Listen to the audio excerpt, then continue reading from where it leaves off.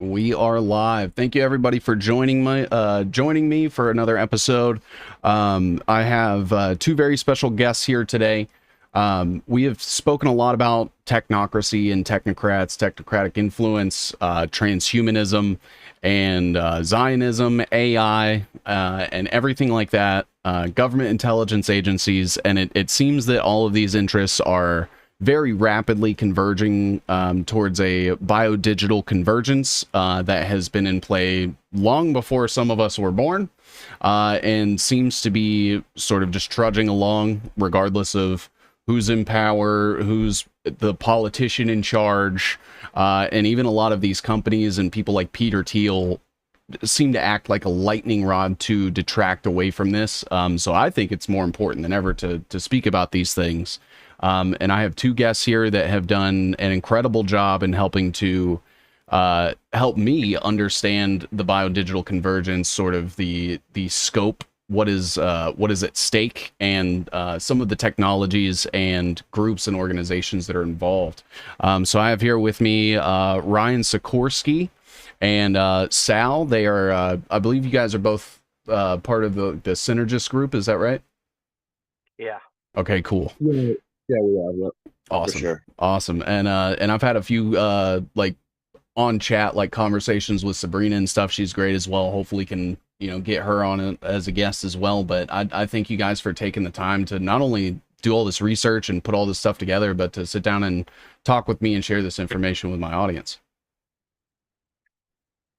Yeah, and thank you so much for giving us the opportunity as well. I think what we're going to get into today, it's going to be very eye-opening for a lot of Hmm. people. It's going to take time for people probably to accept it. It's kind of like you go through these stages of like getting over the hump of you go through all these emotions like, wow, things are so dark. Reality isn't what we thought it was. We've been lied to about everything. And a lot of people are comfortable living the lie, right? Hmm. So we need to just get past that. And once you hit that precipice, it's almost like it frees you from their grip or their clutches, right? It's like once you get over that and accept it, nothing they do can steer you in a way where you're emotionally, disrupted. So I think, it's very important to be able to get into this information and just, be honest with it and be authentic with it and don't try to spin a narrative, but just put it out there. And people with the eyes and the ears to see, they will. So that's kind of where I'm at. But yeah, I mean, I think we should get into a little back history first, and then get into what the biodigital convergence is, and then we'll go from there. But I do want to make like a little disclaimer first, if that's cool. Hmm. You know, all right, so the information that me and Sal are going to be sharing, you know, can be taken as a dark and doom and gloom, but it's not because we're trying to bring awareness to the masses about this, what's really going on in this biodigital convergence agenda. Without awareness, no change can happen.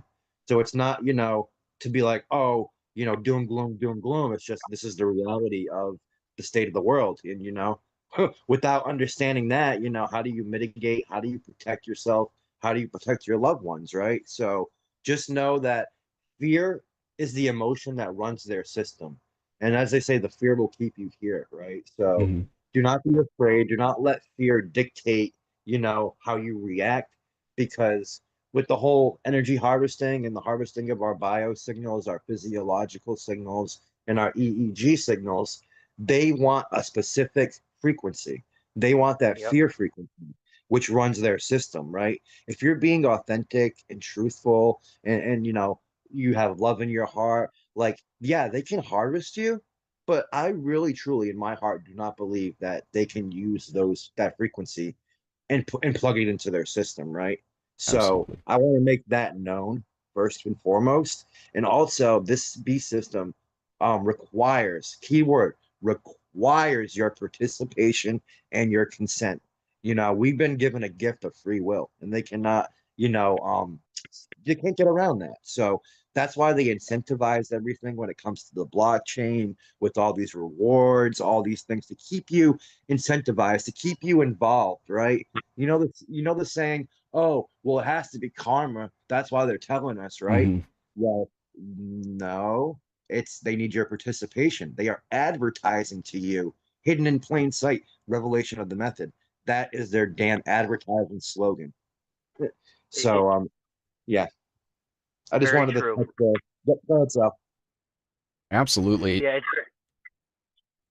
Go ahead. I'm sorry. Oh, you're good. I was just gonna say, like, to the fear aspect, like, I mean, it's like scientifically proven that like your cortisol levels being high makes you like highly influenceable or like influenceable, and it almost feels like it's designed to scare people into doing nothing. Like it's so overwhelming. There's so many moving parts at play, and it almost feels like, like what do we do? And I think it's the elimination of people's like critical thinking and like problem solving skills, and just honestly like being honest with themselves and about the world around them. Because how do you even begin to fix a problem that you're not willing to address in the first place? And I think that's extremely important. Great point. 100%. In order to cause change, you need to first be aware. Awareness causes change because once you know what's wrong, you can try and fix it. And the fear, like, honestly, it really is essential because it lowers your frequency. And I think they need it lowered to a certain frequency.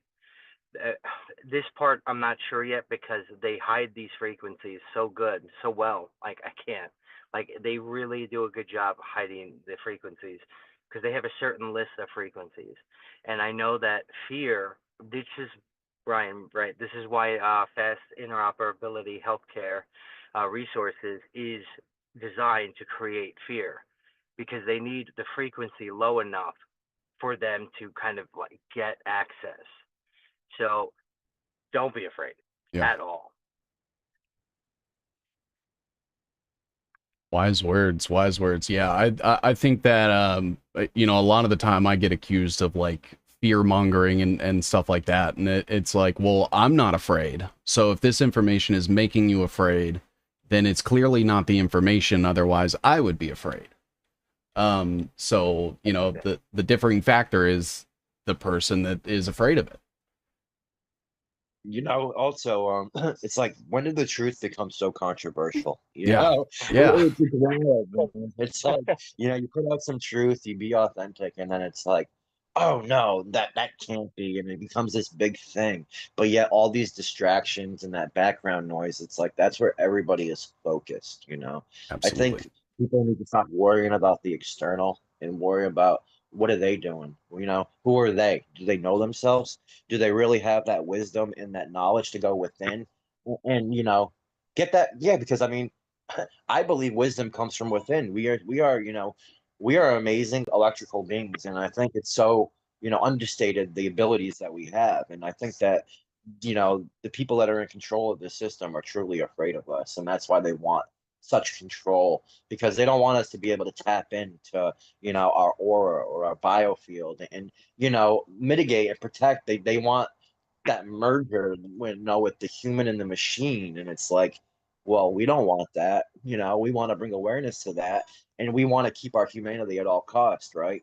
Because what makes you human, it's a gift, right? Like, who wants to not be able to feel these things that truly make us human? At the end of the day, I know I said human a bunch of times, but it's critical to keep that Yes, humanity at all costs, no matter what we have to do or sacrifice, because sacrifice will come. And especially Yeah. that sacrifice is about being in this system, society, right? It's like material things. Who needs all that, right? You can't take that with you when judgment day comes. So I think it's important to realize, what are you Abs- doing? Who are you? What are you doing to help? I think those are important things. absolutely. And I think too, it's like when we talk about these things, I feel like it has a tendency to make people feel very small and powerless, which is quite the opposite, because they go through all of this political theater, and they spend trillions of dollars and create all these systems to attack us, to lessen us than what we are born into. And Yeah, I think there's a reason for that, and I think it's because they're afraid of us. absolutely. Yeah. So, where do we start, as far as like all of this is concerned? Because something this insane and this scale and this level of, I would consider it like anti-humanity and evil. But it doesn't just come from nowhere. So what are sort of like the origins, as far as you guys have come to understand, of this entire thing? So You Ryan, know, you want to take it from yeah, here? yeah, I'll take it. You know, now I would say, I can't give a specific date or time frame. I would say it goes back, it could go back to the beginning of time, Hmm. when it comes to that, I'm not 100% sure. I know with like Lucius Trust used to be called Lucifer Trust, and Theosophy, and Alice Bailey, Helena Blavatsky, and Steele Alcott, who established, the Theosophical Society. I think that was kind of the integration of this agenda, of this like false light Luciferian agenda, into international organizations, with how they work for the UN, Hmm. and how they actually are a publishing company that does a bunch of things with the UN. They have like a goodwill, what is it here? They have the Goodwill Agenda, or the Goodwill Program rather, which is like an economical and societal council, and they sit on that board with the UN. They have sponsors of UN, Greenpeace International, Greenpeace USA, Amnesty International, UNICEF. So, you know, I think truly it's the darkest corners of humanity's soul is what these demons, what Lucifer could be, quite possibly, because God is perfect. God created everything perfectly, right? So what if this is just a mirror of the darkest corners of us, and it's like AI is kind of harping on that, and that's where it's being programmed from, and this fear is what it needs, right? And this fear is kind of like Sal said, this lowest level of frequency, right? And maybe that's what's, what they're taking. And then that kind of is like, it's kind of like good versus evil, and it exists within both of us, right? So I think, it stems from, the Bible, back and then, like whether, there's stories about King AI, and, just in Revelation, you have the beast and all this stuff. So, I think it goes back to the origins of humanity, and how we became imperfect, and it's been a battle against ourselves ever since then. So that's kind of where I think the origins of it comes from, quite possibly. And we need to realize that, yeah, we're struggling, and we're battling ourselves every day not to participate in this system, and just you know do what we need to do, and be authentic, and just try to help humanity out, and be there for each other, and lift each other up instead of bringing each other down. So Absolutely. I kind of, yeah, I mean, I don't know, brother. It's tough, dude. It's tough to really pinpoint where it stems from, but it's definitely healing, and it's accelerating, and it's moving forward.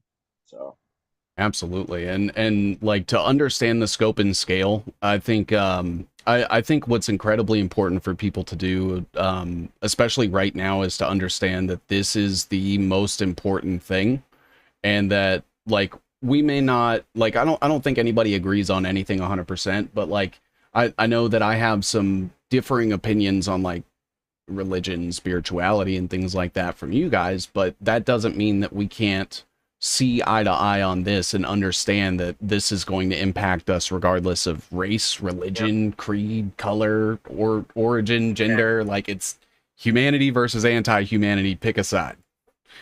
Yep. Um, it was good. yeah, absolutely. So what's this thing about, you said Lucius Trust used to be something called Lucifer Trust?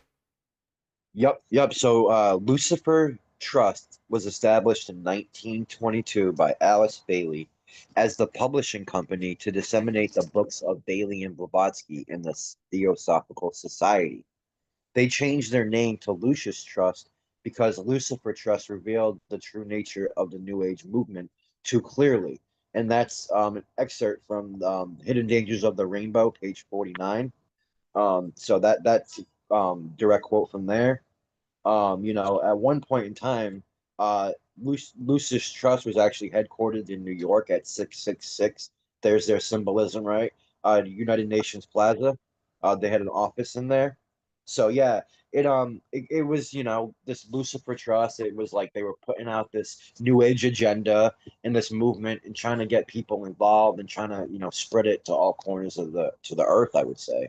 And it took hold into the United Nations. So when you look at the UN, that's the spiritual foundation of this biodigital convergence. Mhm. That's like the go-to, because when you even look inside their General Assembly, if you look behind where the podium is and the speaker, you'll see this yellow stream of paint that goes up from the ground all the way up to the ceiling, and that's the light. That's the ray, right? The sun, the light, the false light going up. It's kind of like symbolic because that's where they meet and they come up with these agendas and these plans to move forward.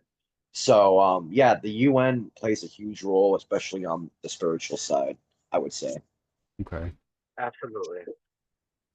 And I always think it's important to keep in the context too that like things like the Rockefeller Foundation and the Ford Foundation were like really, really big inspirations for the United Nations because of how influential they were in like moving politics and moving agendas, putting people in places to make things happen.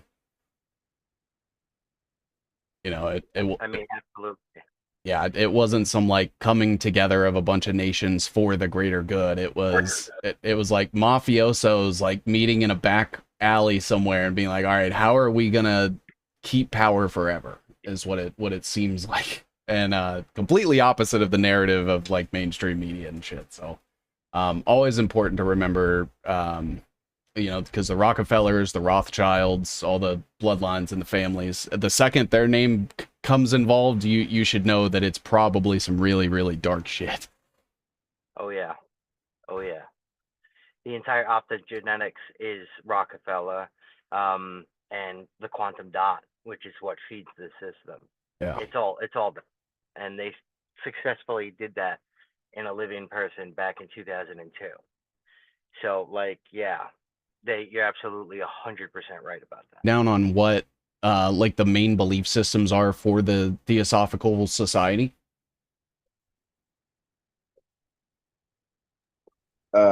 Sure.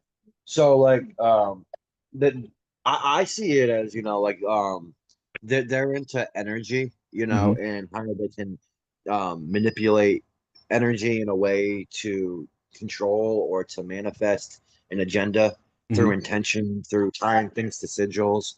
Sorry, my dog's bugging out here. All good. Um, but yeah, I think it has to do with a lot of energy because when you look at the seven rays, they have this thing called the seven rays, and it's every ray is about energy, and this is kind of like the rainbow and full spectrum dominance when it comes to the biodigital convergence of like using the whole spectrum of energy, light, and sound to control, to manipulate, to move forward with their human augmentation, remotely, through putting our biological metadata into development containers and then editing them and then storing that in the cloud and waiting for the whole quantum spark, which ties into the Luciferese and the quantum dots and the semiconductors, and where they create this entanglement, and then they want to send a sound, right? A frequency, but it's a sound, and it's called the nth octave, and it's called the quantum inferno. I'm not even joking. Oh wow. That's what Yeah. the sound, They use going to create the merger. Go ahead, they so. use so they have a couple of interfaces for it, and one of the interfaces called Atom, ATOM, Hmm. and Atom is the only interface that crosses quantum as well as, I guess, physical, if that makes any sense. Hmm. But its goal or its design is to swap photons or to take photons. Right now, they've already successfully grabbed photons out of someone's head remotely. And they just did this back like in 2019. And you ask yourself, why? Why would somebody want to grab photons out of someone's head? Right? Because what could you possibly want to do that for? I can't think of a logical reason other than, like, a lot of the research has been pointing to the soul, and they're desperately trying to find it and quantify it. Like, I've never seen such an effort to do that ever in my life.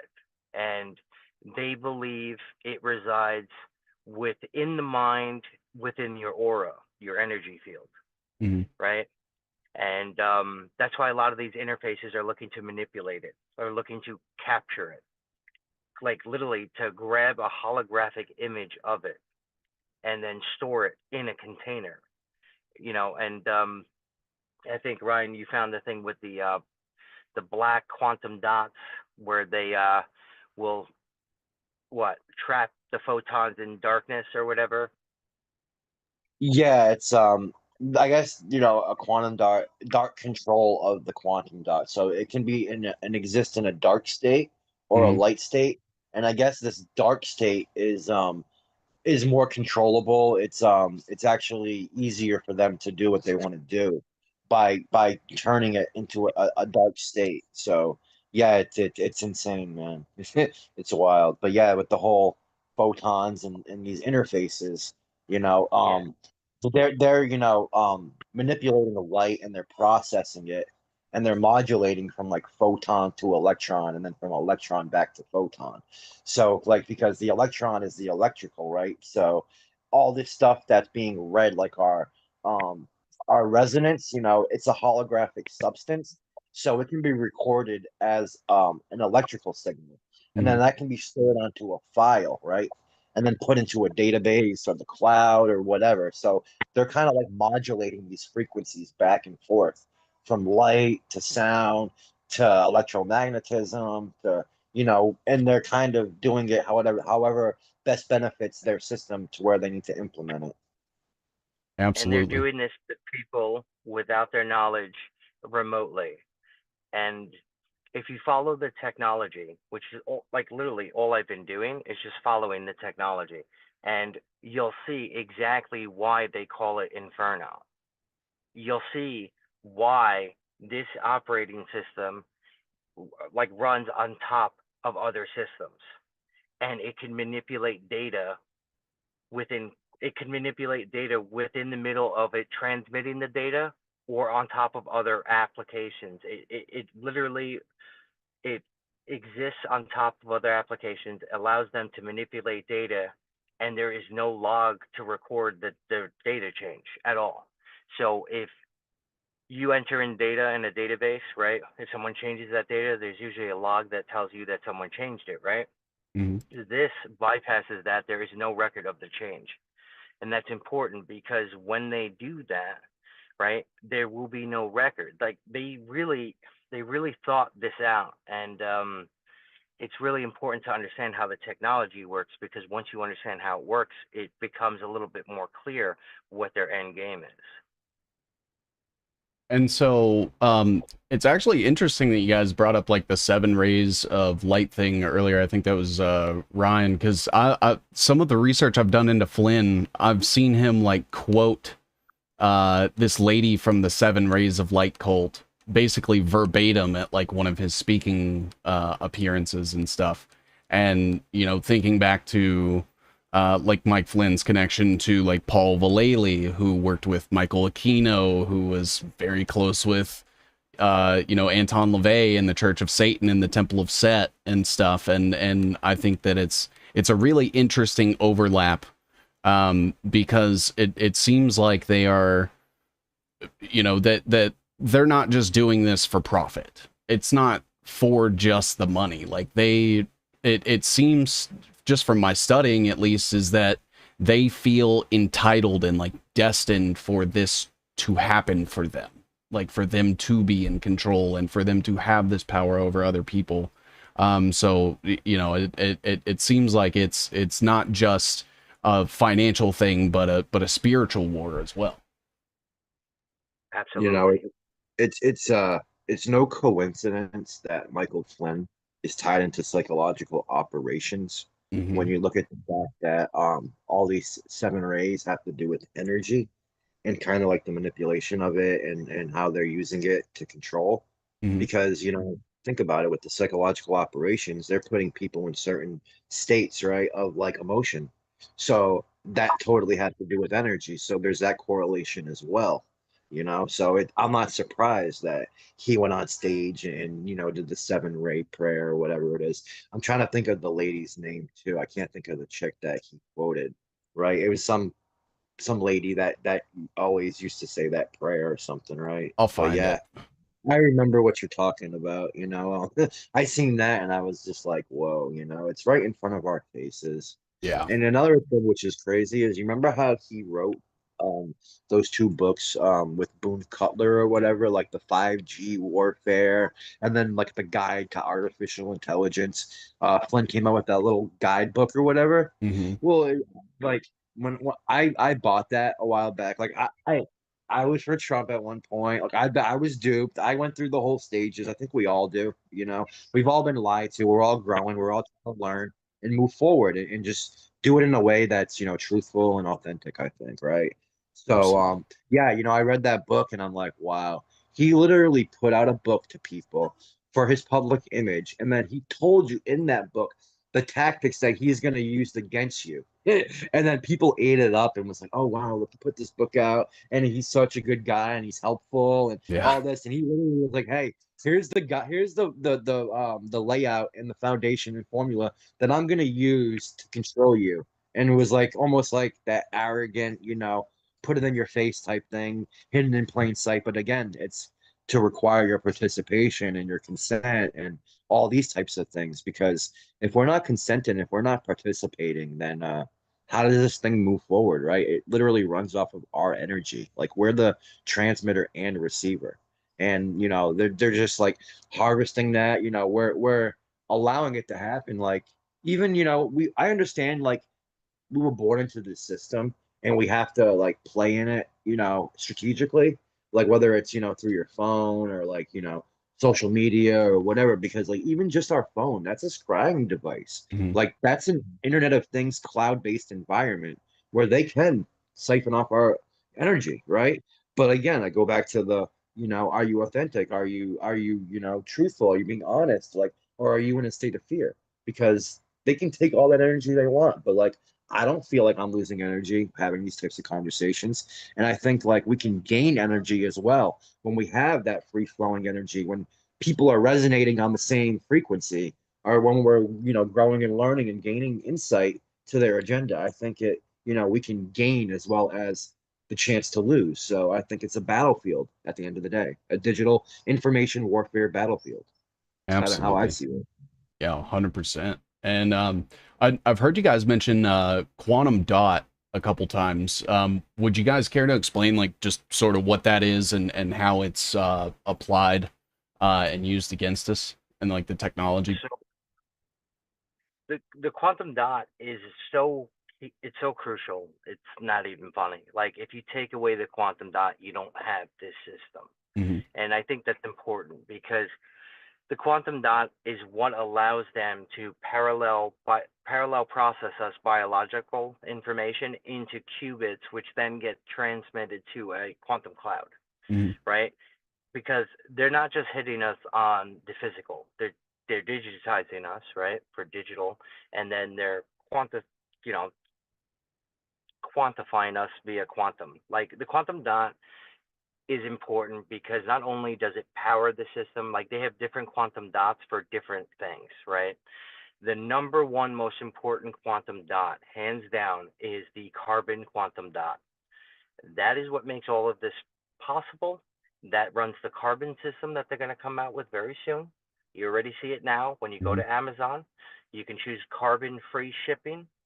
If you go to Google and you look at their carbon, they're getting ready to roll this out.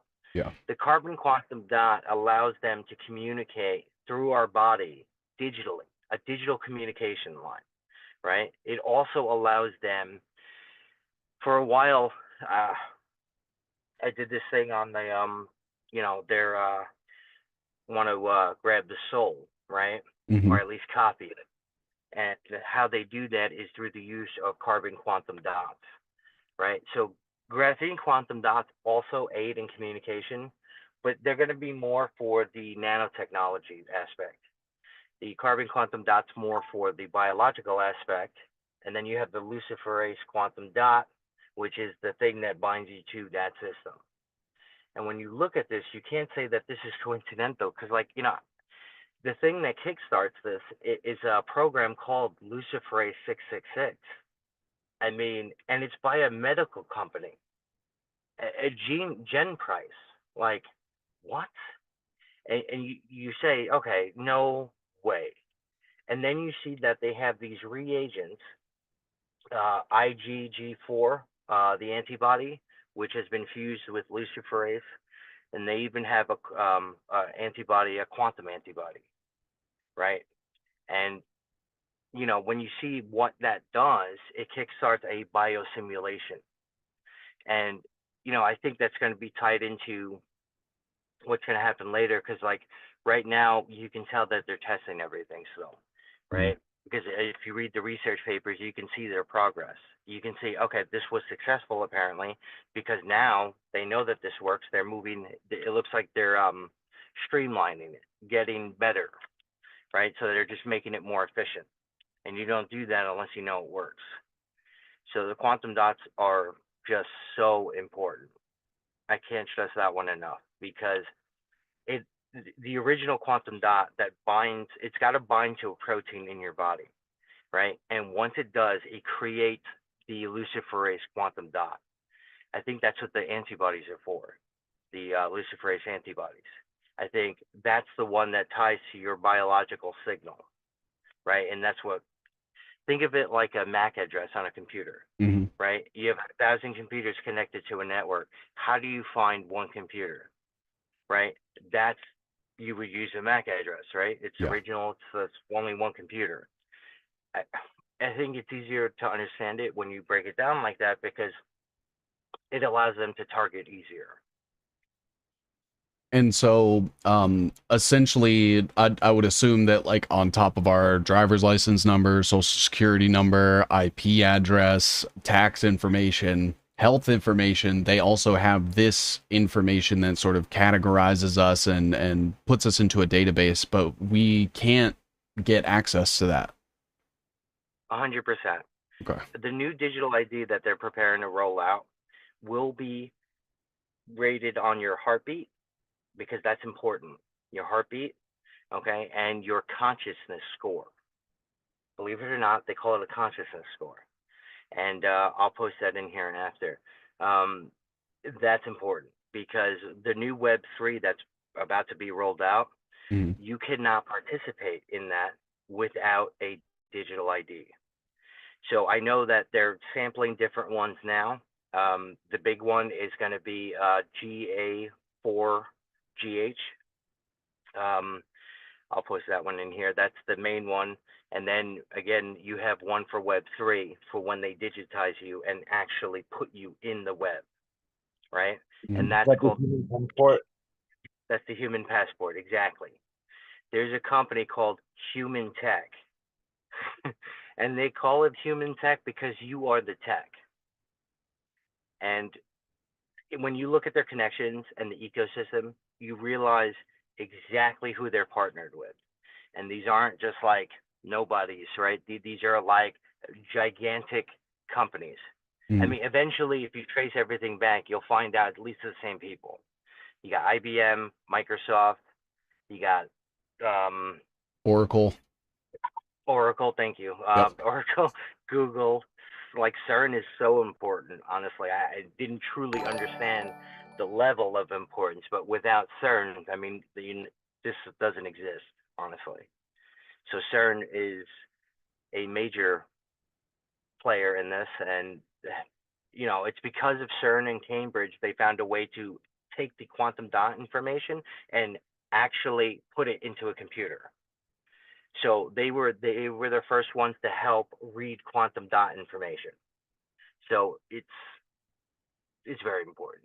Yeah. And I've done some research into CERN, and one thing that I haven't seen a whole lot of people talk about before that I've kind of just like organically stumbled upon was the Worldwide Large Hadron Collider Computing Grid, which is like one of the largest computer networks in the world. And you know, just looking at like the energy that's required for them to run like their collider, for example, and knowing that they have that sort of compute power and energy output for this worldwide database that is, you know, basically acting on behalf of the government in pursuit of the greater good. I put that in quotes if you guys can't see that. And you know, it's just unfettered power, it seems like. And I think I'm the only person I've ever seen bring it up. You guys might have very well brought it up and I missed it, but I think it's something that should be talked about more. I 100% agree. I will definitely look into that. I might have missed that. I think I've heard of it, but like now I will definitely look into it. I'm glad you told me, dude. Yeah, absolutely. And so just kind of focusing on like after the the Lucius Trust publishing company, what was like what actually got started to like turn these into like government programs, and like who were some of the key players of like a DARPA becoming part of the BioDigital Convergence? I think it's as far back as like the 60s, is that right, when they started talking about stuff like this? I'd say 100% yes. And it goes back to that Lucifer AI algorithm. Ryan, you remember that? Yup, yup. The one you're talking about, the app that we found, right? Or are you talking about Well, the it consensus? eventually becomes the app, but the original cipher back in the 70s, 60s, Oh, yes, 70s. yes. Yes, through IBM, right? There's a Yep. block cipher encryption through IBM in the early 70s. There's a patent for that, right? And it's called Lucifer. And you know, you have the reference of like the black cube or putting someone in the box, labeling them, dividing them, right? Well, the box and this cube is so important because when it comes to, data, and we obviously realize that biological data is being, captured and edited, right? Well, they put this into a container, and the container is a box. So, the blockchain, right? You're chained to the block. You Hmm. can go like look at images of Lucifer, and you'll see some images of like him sitting on a block with humans chained to it. So, to me, it's like blockchain technology is literally saying, hey, I'm making a transaction and I'm willing to have my biological signals burned as gas as a tax to do a transaction. Because when you look at the liquidity pool and you look at, how they burn this gas, right? Hmm. They call it burning the gas, right? Yeah. And then you have like the inferno, you have, the fire with fast healthcare interoperable resources. That's like the gasoline for for the findable, accessible, interoperable, and reusable, which is FAIR principles, FAIR, but that FAIR is pronounced fear. So you have these fear principles and these fire resources that creates this interoperability of data, being exchanged through all these different database and all these different mechanisms. And then you have synthetic data on top of that to kind of create this fear through all these pandemics, because what we see on TV and the internet isn't real. It's created synthetic data, or these created synthetic electronic health records that are being merged into databases with real electronic health records. Like they gave an API to Cynthia, which is a patient population generator, which was created by MITRE, and they have something called Synthetic Mass or Synthetic Massachusetts, where they created over 1 million synthetic electronic health records, right? Hmm. And why would you give that platform an application program interface into FHIR, FHIR, Fast Healthcare Interoperable Resources, which is where that's a international standard for the exchange of electronic health records. So real people's health records get exchanged through that standard. Why would fake data have an API to that, right? Mm. Because they want to merge the two. They want real health records and fake health records together so they can present these fake ones on the TV screen and be like, hey, a pandemic's happening, you know? So that's what they kind of did. They got everybody in the state of fear, and then they went and got the jab, and then they kind of integrated and augmented themselves through consent because they were in that state of fear. And it's like that fear was very targeted, it was very specific. It was to the point where, you know, you'll consent, but you won't go out and freak out and go kill people or rob places or whatever, right? So it was like on the border. It was like so calculated. And I want to make one other point, right? Like, if this was a real pandemic with like COVID and all that, Mm-hmm. logically speaking, if a virus takes hold of, uh, the world, how do you move together in lockstep and shut everything down and just all these countries working together? Because if there's a virus or whatever, like America isn't going to respond the same as New Zealand because there's going to be environmental factors. There's going to be, just population factors. There's going to be so many different factors that two places cannot react the same at the same time. You know what I mean? Like just logically thinking. And people just miss that. It's like, it's insane, man. It's insane how people get lost, into the minutia. It's Absolutely. important to understand too, like when somebody uses emotion or fear to try to push something, never accept whatever it is they're offering. Like it's not hard to say no when they're telling you, "Oh, don't kill your grandma." Like I mean, it was so insanely insulting and terrible when they did it. I couldn't believe the audacity when they did that. Like, but like obviously they did it and they followed through. So it's only safe to assume they're going to follow through again. Um, but if we're better prepared and knowledgeable about it, they won't get that result that they're looking for. But yeah, that fear and fair is part of the biodigital convergence. It's essential, And right? So they yeah. Absolutely. Hey, can I say one more thing real quick? If you go to the Biological Magnetic Resonance Bank, which is BMRB.io,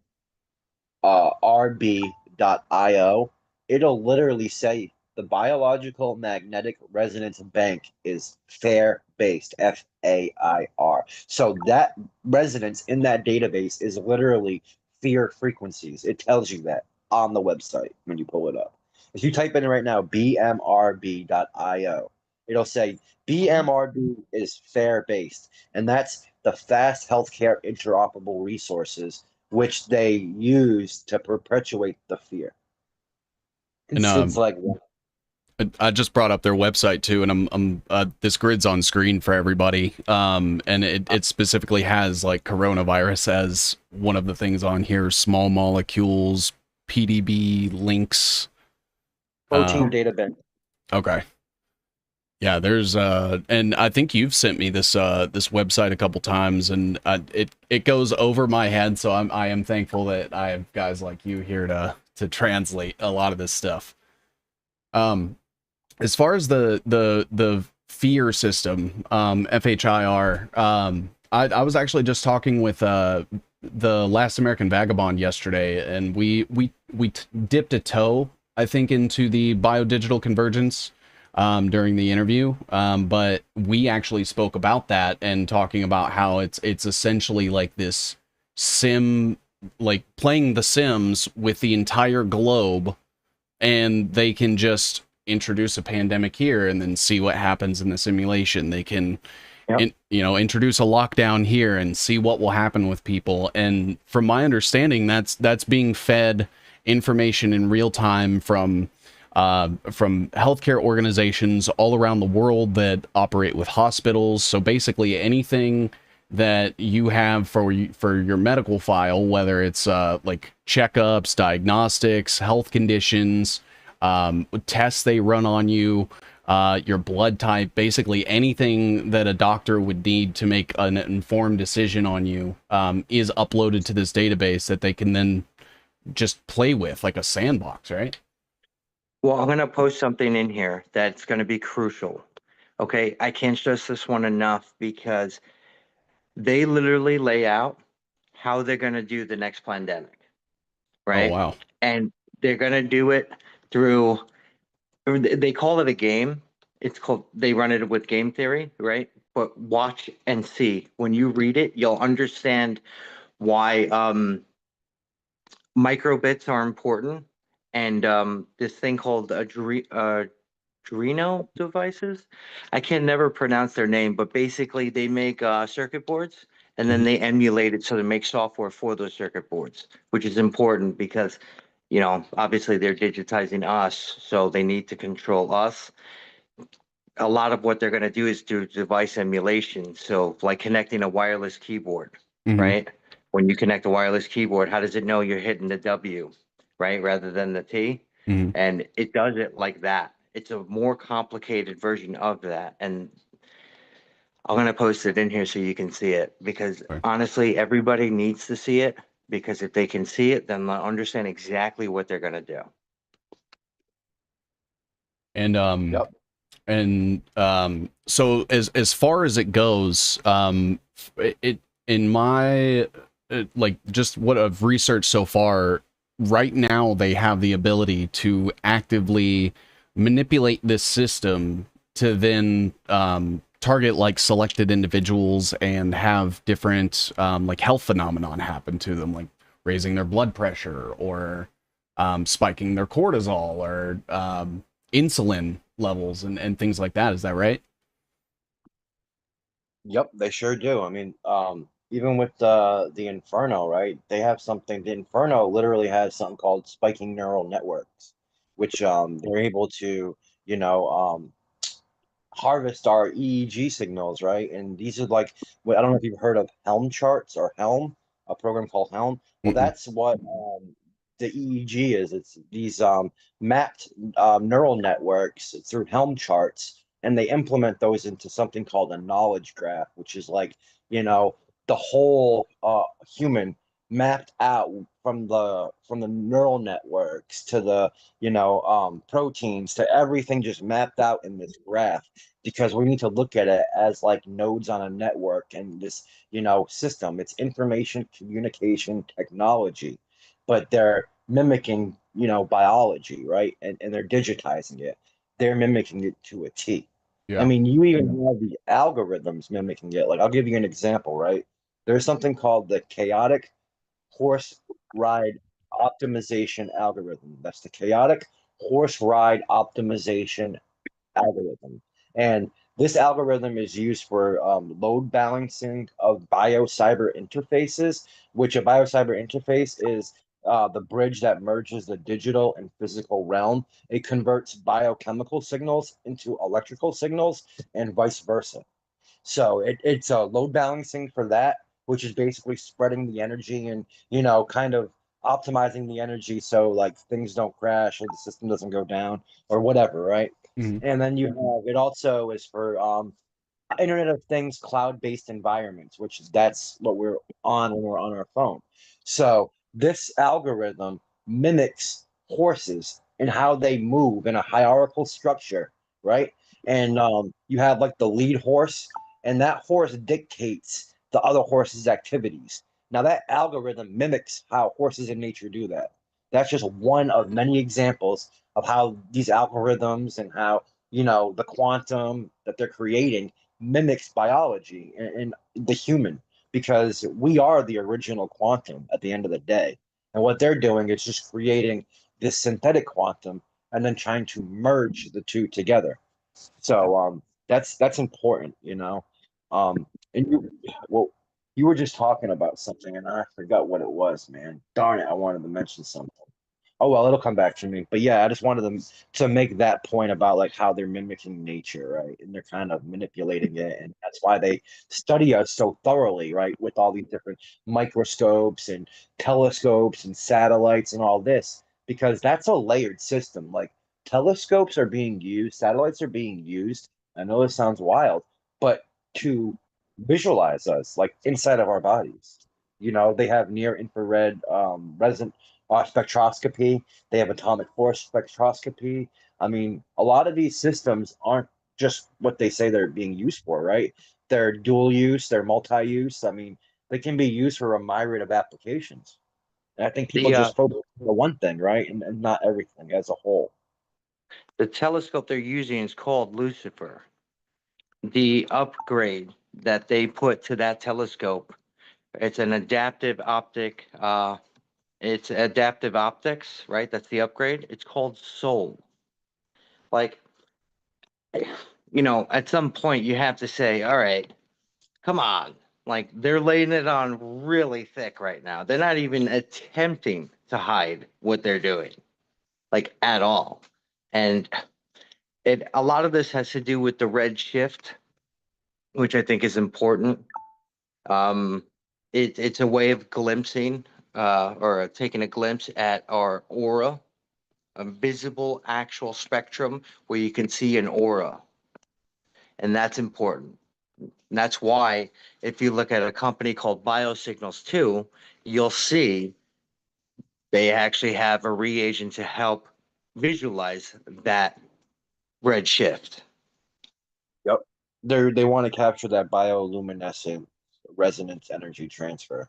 When that quantum dot in the luciferase, through these luciferase conjugate antibodies bind to our protein, and it binds to the G protein, which is actually the most druggable protein in the body. They use it a lot for like creating, vaccinations and just a lot in, the health domain. Mhm. Well, they're binding that luciferase quantum dot to the GPCR, which is the G protein coupled receptor. And this has to do with signaling, right? So that's a signaling receptor. So I think that they're binding that luciferase quantum dot to that specific protein because, again, this sound or this infrasound of the quantum inferno is kind of what they want to send to us to create the merger. But it has to happen, in real time. They have a short window to do it because they have to do it when this quantum dot and the protein are connected and that energy transfer is happening for them to be able to see the red shift. So Mhm. yeah, it gets a little deep, but we have all the links and information, and we'll definitely give it to you on the back end so you can check it out. Mhm. But Yeah. it's important to realize about these quantum dots and the luciferase and how they're creating this this spark or this like light inside of our body to where they can then you know, create another that energy transfer. They want to be able to see the spark and then see the shift. Like it's gonna go from like think of a color of a rainbow when it goes from purple to blue to yellow to red or whatever, right? Just that's Mhm. not in that specific order, but that shift is gonna happen. And once it gets to the red, I think that Sal is when the merger is gonna happen, right? Because I'm looking at this the wavelength and it's like when it gets to the red, everything else all the other colors merge. So I'm not 100% on that, but like that's It's what I think is happening. I Yeah. think you definitely might be on point. I'm gonna have to verify and then let you know because it's really kind of important to know that the there was an article called "The Downfall of the." It had something to do with the crown and the scepter, and the downfall of the coronavirus. I think was the name of it. And in that article, they talk about how they want to somehow resolve the paradox of the spikes on the protein of the coronavirus to welcome the rays of Helios. I'm going to post that's really important because I didn't know, like, that article didn't make any sense. Like, what are they talking about? But when you read it, you start to realize that they're using Helios, right? And Helios, if you look back, is sun god. Mhm. So if you go back to the sun god and you start to say they're using light to transfer information, into a cell. And how they do that is using voltage gated ion channels, right? And basically what that does is that electrifies the cell and allows an opening so that they can access the inside of the cell. I'll send that to you. I'm going to send it to X because I just realized everything I'm sending in here is being cut off. Y- So I'm going to send it to you via X. And as you guys are going, I'm trying to look up everything that you guys are talking about. I actually found that NIH article. I Googled the name of that article, and the only Google result that actually brought me to it was the result of your post about it. Yeah, it's insane because they actually have two articles, right? And it threw me off because I was like, why am I missing something? I thought I read this article. Mhm. I'm going to post both of them to you Okay. because each one covers a different aspect of the same exact thing. And, Wow.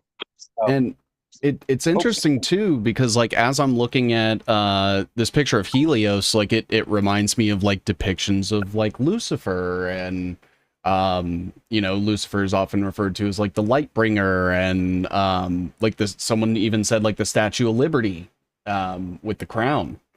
So that's really interesting. Yep, exactly. Shoot, we were looking into Helios a couple days ago, me and Sal, right, into a lot of these different programs, just kind of finding what's named Helios and stuff, because you know how they love their acronyms and their names, right, for these systems. Mhm. Well, I came across fault tolerant quantum computing, which is for like the quantum error correction for the merger Mhm. of the quantum and the biological organism.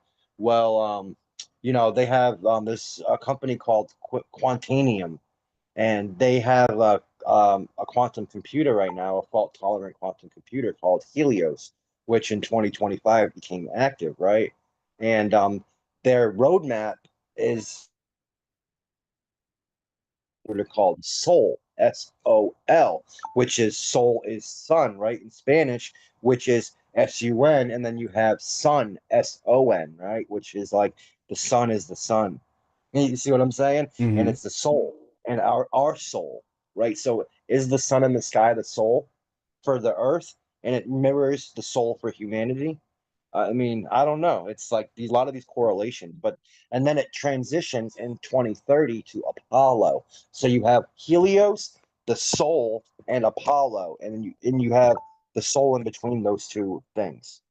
So I don't know what that means, but I think there's a lot of semantics, and it's There important. Like is, there's semantics like, at there play. is, like, they have an entire Helios design system, and that is involved with Web3, and it's involved with the blockchain and the tokenization. And honestly, it all dates back to these patents.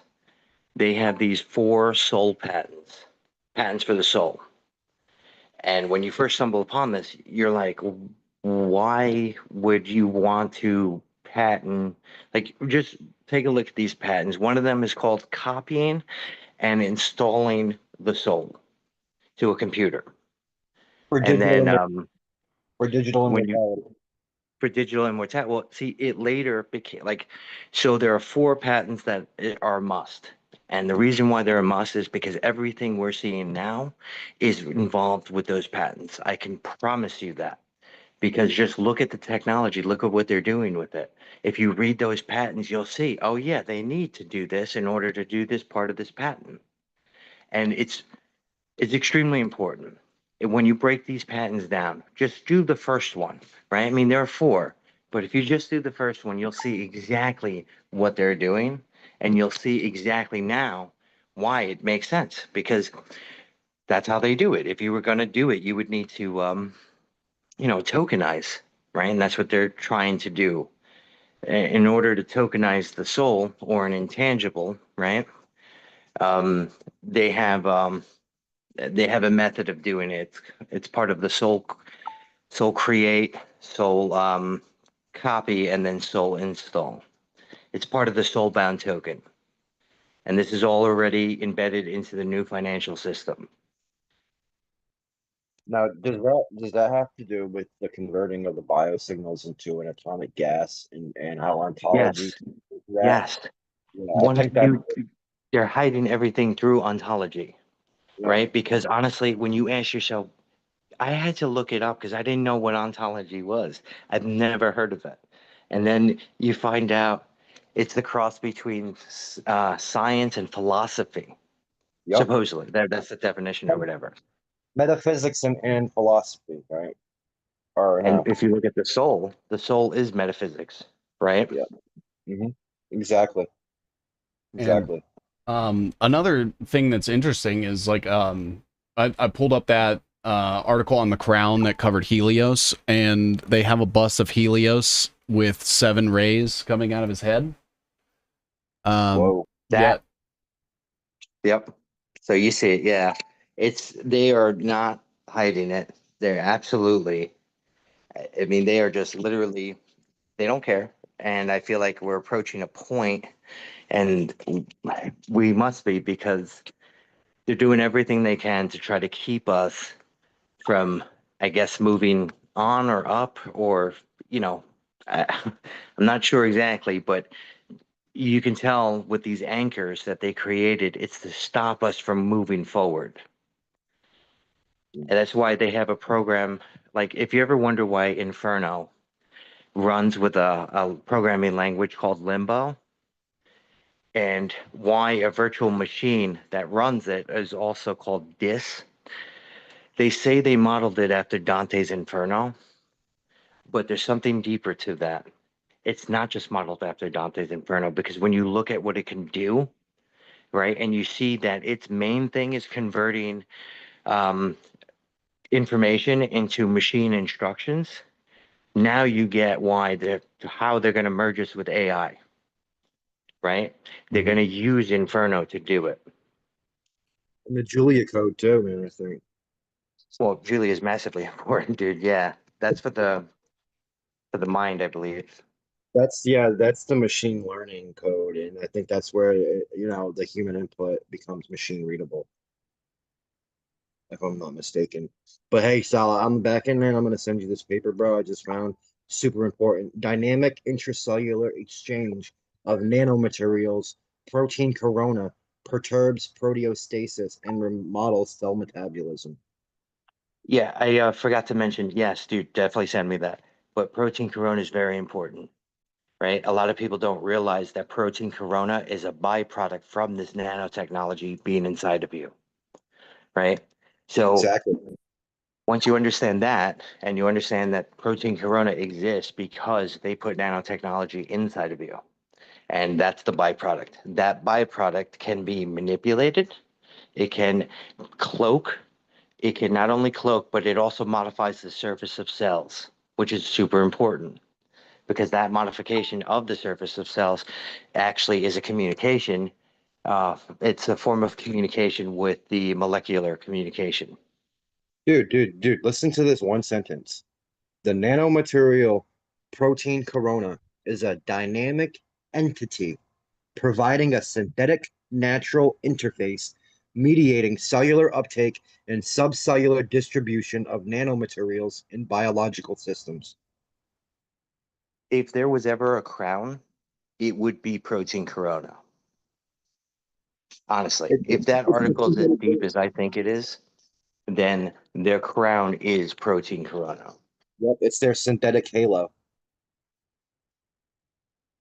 And so just doing some quick reading, it seems like it is like a material that they use as sort of like the relay to our cells. Is that right? Like the different cells within our body, they would act as like the biological relay for the electrical signals. That's actually an interesting way of putting it. Yeah, I mean, I guess absolutely, because they can control voltage that way. So, I mean, yeah, so when you think about like a chip, right? And you Mhm. think about how it works and how it's made, it's a bunch of transistors, right? And it controls voltage essentially, and how it rolls and flows through a board or through the chip. That's essentially what they're doing. And when you think about it and you look at this thing called the Tissue Chip Consortium, right? You'll understand now why Pfizer was in on it, GlaxoSmithKline, and AstraZeneca. Why DARPA, the IIS or ISS, the Space Lab, and then the FDA. They're all part of the Tissue Chip Consortium. And what does the Tissue Chip Consortium do? They do drug analysis on a biological, right? So I'm going to actually post that one as well. That's important. But it all dates back to the Tissue Chip Consortium, right? Everything, right? So it's like not, this is back in 2010. It's not like they knew this ahead of time. This was all something that they all got together and planned out. And when you see the stuff now, you'll understand why DARPA and all of them funded the chemical processor or biosensor, which I'll post in here. And I'll even, not in here, I'll post that on X for you in our chat. That's important too, because that funding, just look at everyone who funded it. Like when you seriously see the people who funded this, it's ridiculous. And it was around the time in 2016 it was funded. So it makes sense that the vaccine, right, was in 2019 because that really gave them enough time to develop what they needed to develop, which was basically a carbon nanotube. And carbon nanotubes, that's if I'm understanding correctly, that's sort of like the technology they use with like the terahertz signals. Is that right? Yes, exactly right. But I it can do more. It can do a lot more. I remember seeing like a very rudimentary version where they like implanted a glass tube into a moth. I think Sabrina had actually linked that to me. And that was like their first like they were finally able to discover like we can graft devices onto living organisms and like basically create a new living being that we can then manipulate. And then they started doing it with bees and stuff. Yeah, and that's important because you know that they can do that, right? So now combine that with embeddable software, right? And you have different parts that can be controlled independently.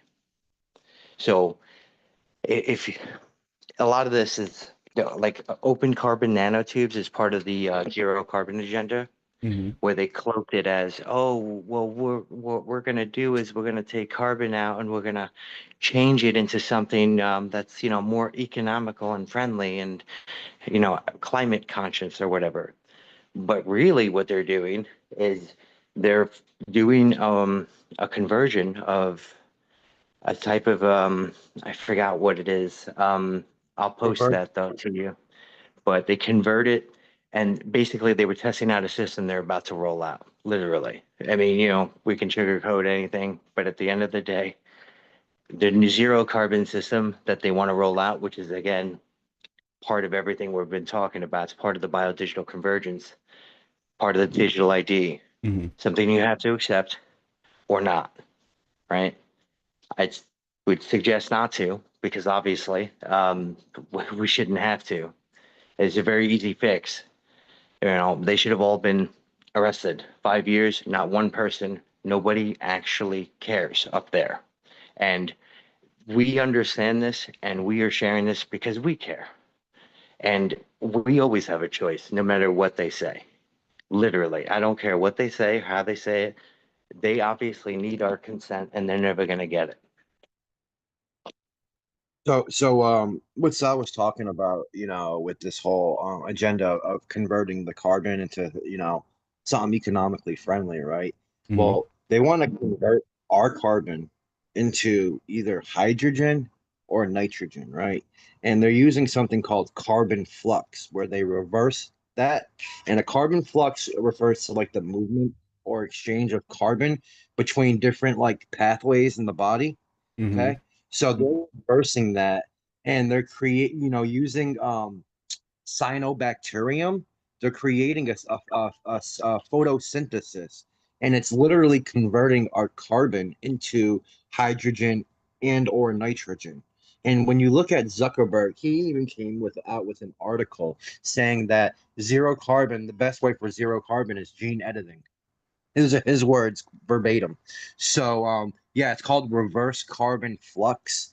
And that's they're creating, like, they have these like synthetic parts, terminators, ribosome binding sites, a couple other different parts, and they create these combinatorial libraries where they're able to encode our metabolic pathways for whatever they want to do. They encode them, and then they're able to do this carbon flux and reverse it, and then turn essentially our carbon into the energy to run their synthetic biology, because hydrogen and nitrogen is actually fuel for the synthetic biology. Wow. And two, like it, when they started talking about like climate change and stuff like that and limiting carbon, I remember like one of my first thoughts, because I was going through like rudimentary chemistry at the time when like Al Gore came out with his inconvenient truth. So I, young dumb kid, and I was like, but we're made of mostly carbon. So what does that mean? And the plants also need carbon, so the entire idea of eliminating carbon as a goal obviously includes us. It includes the things that feed the plants. It includes other states of organic matter, and curbing carbon just, to me, translates to mass murder or genocide. Essentially. And But so, they can't just say that, right? They have right. to say it nicely. So it's like when they say, "Oh, treatment is really code for euthanization." Yeah, So, like, yeah, they do like their words, but they can't just post it like that. So once you absolutely. can see between the lines, it makes sense now. Like when they say they're adding a product, right, to particle, right, they mean they're adding a person, right? But they can't say person, so they say product. Because when you look at an organic device, you realize that they're talking about people. Hmm. They're the devices. Yep. Or they'll say event for like an occurrence or something happening to a person, right? They'll Yeah. call it an event, like when they're editing, your biological data or something like that. So they use a lot of these words or fillers, right?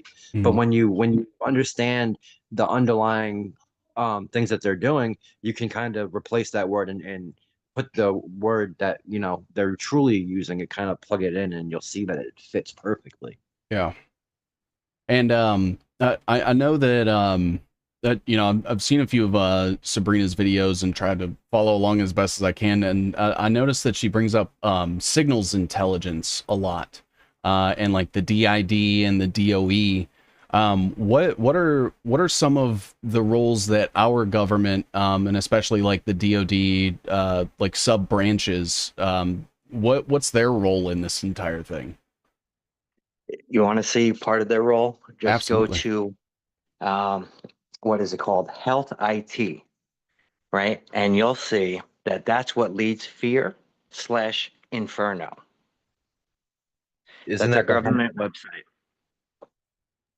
Hey Sal, isn't that the happy HAPI? Well, no, happy is a part of it because, like, so what they have to do, they're still outsourcing. You can tell, right? Because they're contacting developers. And when I track them, right, I'm seeing that they're building parts, they're outsourcing parts of the system. Once they get working models and that they work, they'll grab the model, package a different label on it, and then, like, they called it happy, right? Happy is a part of fast interoperable healthcare or fast healthcare interoperability resources, right? FEAR, right? Yep. And that is part of the whole antibody thing that we were talking about, because the first thing it does is it grabs your information and it verifies if you've been vaccinated. How does it know? It knows because you either have the little communication device in you or you don't, right? But at the end of the day, with the synthetic data, like they can say that you don't have it, but for the most part, I think it's for a way of finding who's on board and who isn't. Yep, And yep. and that harkens back to like when T-Mobile was doing like the COVID passport, and like Kronos was doing contact tracing through like Bluetooth and proximity with your phone to other people's phones and other Bluetooth devices and things like that.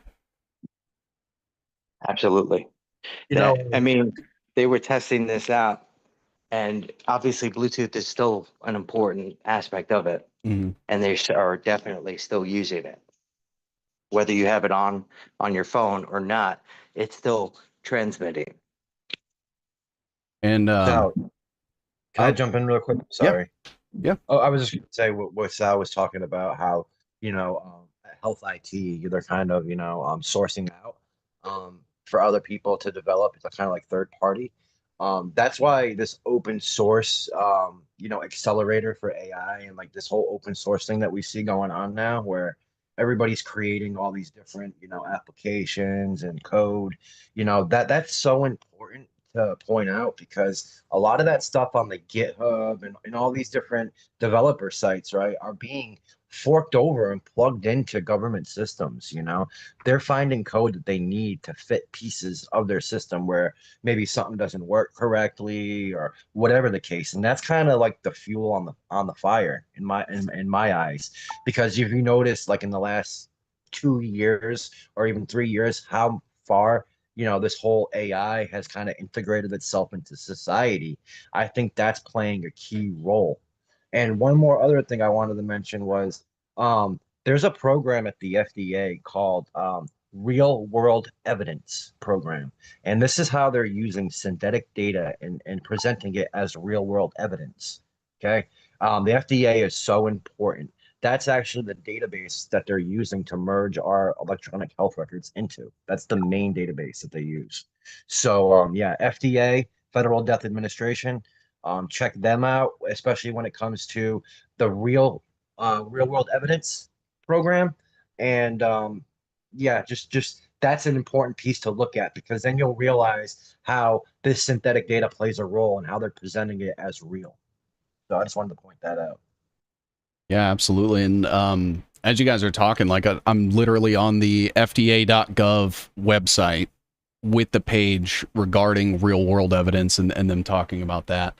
And an interesting piece of conversation that came up with Vagabond yesterday was he asked me, in what ways are our devices influencing us inconspicuously? Like, is there programs or articles or papers that people can look at as far as like I believe photonics is part of it, where it's like the phone is like flashing lights multiple times at you, and like hidden signals, like frequencies that maybe we can't hear but they're emitting like audibly, and things like that.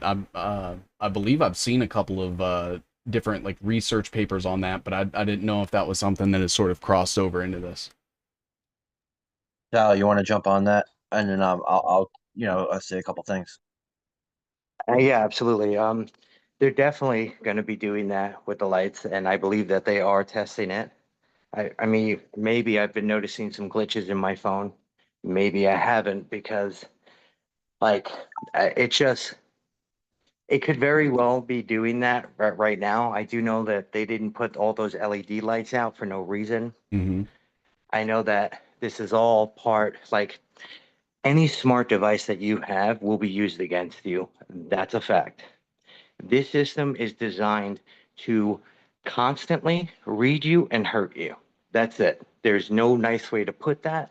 There is nothing I can think of that can kind of justify why it would need to send and receive signals to you all the time, short of, if something is automated, right? That's why they want to move everyone into the smart cities, because they need you around an entire system that is constantly reading every single signal, right? And verifying at the same time changes, because, They like to make sure that when they send a command, it was not only received, but it gave them the desired function they were looking to do. So a lot of it's, sending, verifying that whatever change was made was actually made and successful. The lights are definitely happening, though, 100%. You want to touch on about how these applications and on these phones and how or not even just applications but the phone that itself, right? How people are going to become a lower level user, and the phone in these applications, the AI is going to become the administrator of these agents, the Oh, internet. yeah. Yeah, this is actually important too, very important, right? Like, so if you ever wonder why AI will be in charge of your health decisions, right? Because that is definitely going to happen. It's already happening, Mm-hmm. right? There's absolutely zero doubt about that. It's because they're creating a human AI, right? Your digital twin, if you will, right? One that will be managed through Infernium. Infernium is obviously the title itself should tell you what that's all about. But it's an AI agent hub. Those agents are the ones that are going to be monitoring us, right? So when they make a health decision, which they will, and they will enroll you in a clinical trial, whether you want to or not, right? They've already bypassed informed consent. It's already happening, right? Yep. Mm-hmm. They use a special AI called Trial GPT to do it. And that Trial GPT finds the person, says, you know what? All right, this person looks like he's good according to his readings. We can try this new genetic material. Why not? And then it will automatically enroll him. So that's why it's important. So the whole phone thing is all tied into it. The whole, you don't have root access to your phone, so you can't stop updates. If you check your phone and you start to see the things I'm seeing in my phone, like you'll see, wow, okay, there is all this stuff about your health in your phone now. Now, some of the stuff you're not seeing, and I know you can't see it because we don't have root access to our phone. You ever wonder why? I mean, it's really hard to get a jailbroken phone nowadays. At least with a jailbroken phone, you had full root access. You can control an update. You can stop an actual update. But these phones, you cannot. And that's kind of how they like it. Yeah. Because this stuff is hidden inside your phone and you will not see it. I ran trace logs on my phone to see what applications were running in the background, which you can do if you unlock developer options. You'll see a couple applications that you don't have on your phone that are running, absolutely, but you're not going to see the bulk of it because, as long as you have this phone or a phone, I mean, there's a reason why they got rid of 3G. Okay, there's a reason. And they got rid of 3G because their system needs at least 4, right? 5 is optimal. Mm-hmm. But 3G, they can't do it on. That's why they got rid of it. They literally scrapped it. So the phone's important because the phone is how they first created the brain scanner, right? So they were able to scan someone's brain using their smartphone. Then they were able to take that data, relay it to a database, and track it. And you bypass the article and you're like, okay, what? Why would they do that? And then you realize, oh yeah, it makes sense when you think about it because we live in today's day and age. We're talking on our phones right now, Mm-hmm. right? You wanted to track someone's brainwaves, why not? Their device is right there, they'll never know. And it's true. And that was already done and successful. Like the stuff that's happening more so is the phone will be aided in the communication with your nodes with the devices inside of you, right? So that type of stuff will be hidden and that type of stuff is happening, right, in early stages right now because it's not like you can see, right? Because unless you have root access, you don't truly know what's happening on your phone. Mm-hmm. I mean, it's kind of one of those things that make you want a flip phone, honestly. Yeah. I'm at the It's point now where I just want to communicate with like written letters and smoke signals.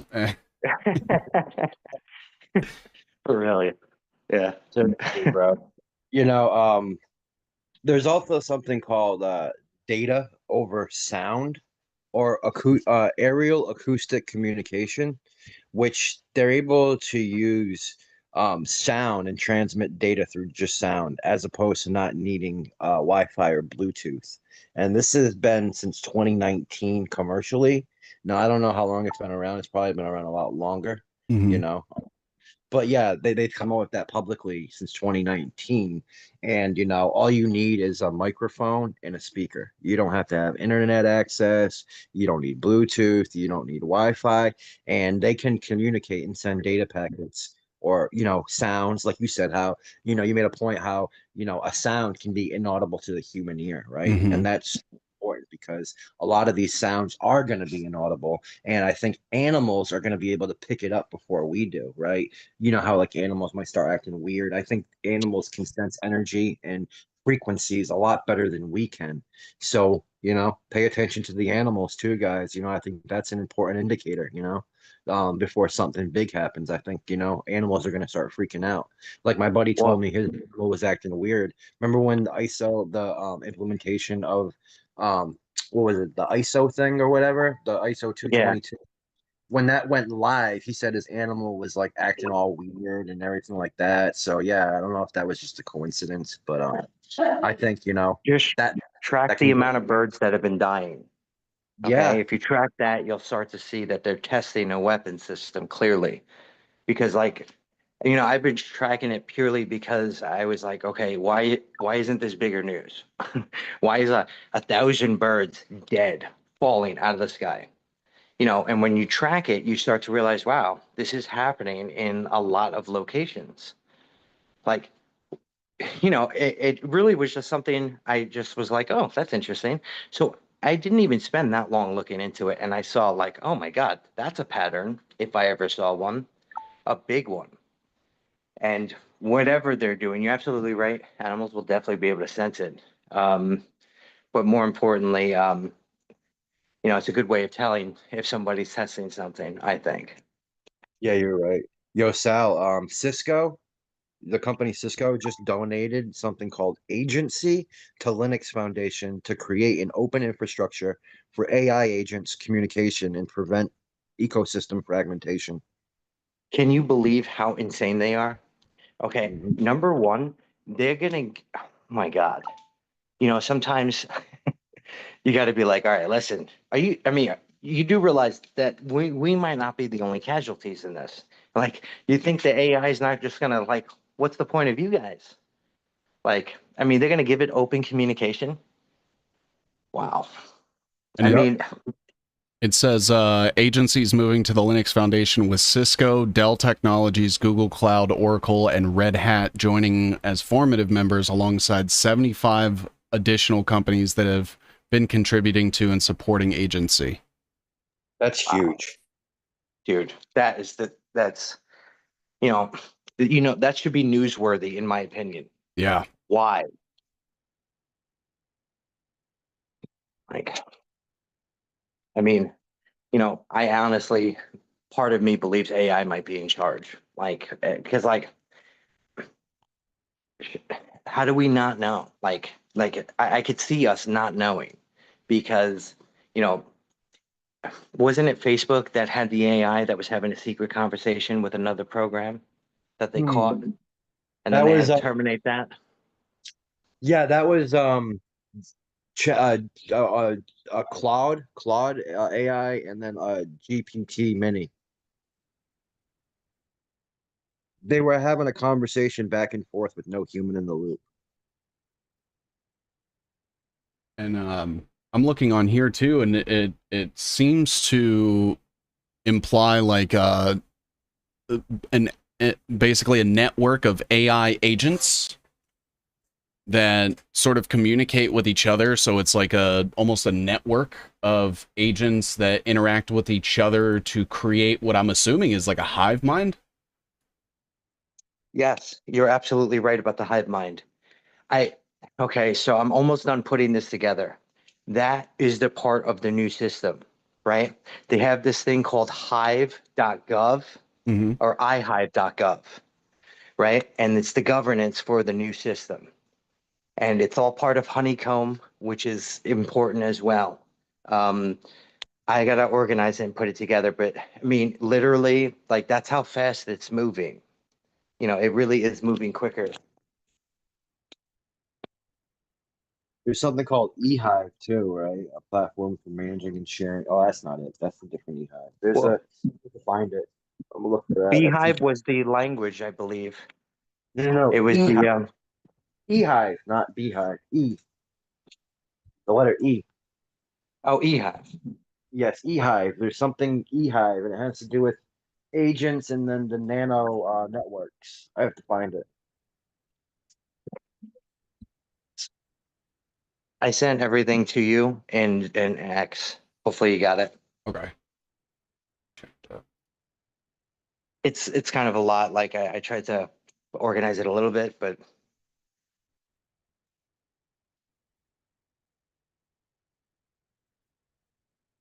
Here, this is the fear draft. Is it the one you just sent me?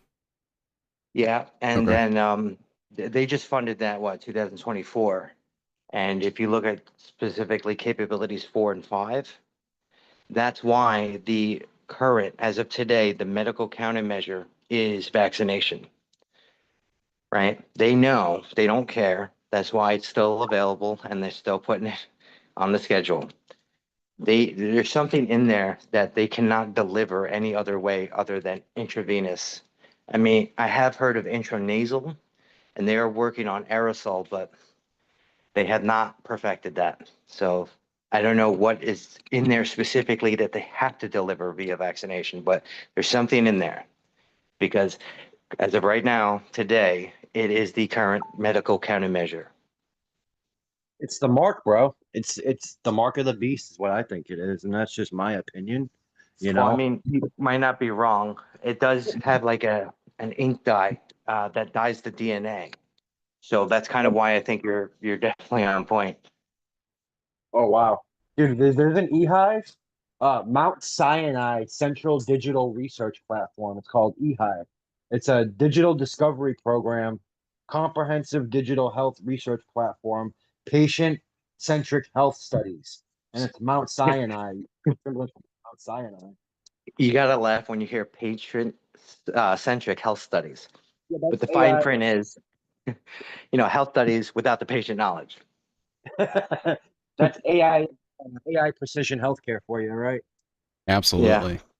I actually just I was breaking down, I think it was like some pro crypto pack, or maybe I was like looking into old like Silicon Valley connections, but there was a guy that was connected to the Mount Sinai hospital. Let me see if I can find that. Okay, cool. Yeah. I mean, it's funny though, like, I'm looking over here and I see Hive, with the Hive Mind, then you got Mount Sinai, and it's a digital research platform for health for patients not knowing that their digital biological data is being harvested. Like it's Yeah, it's man, it's insane, bro. It really is.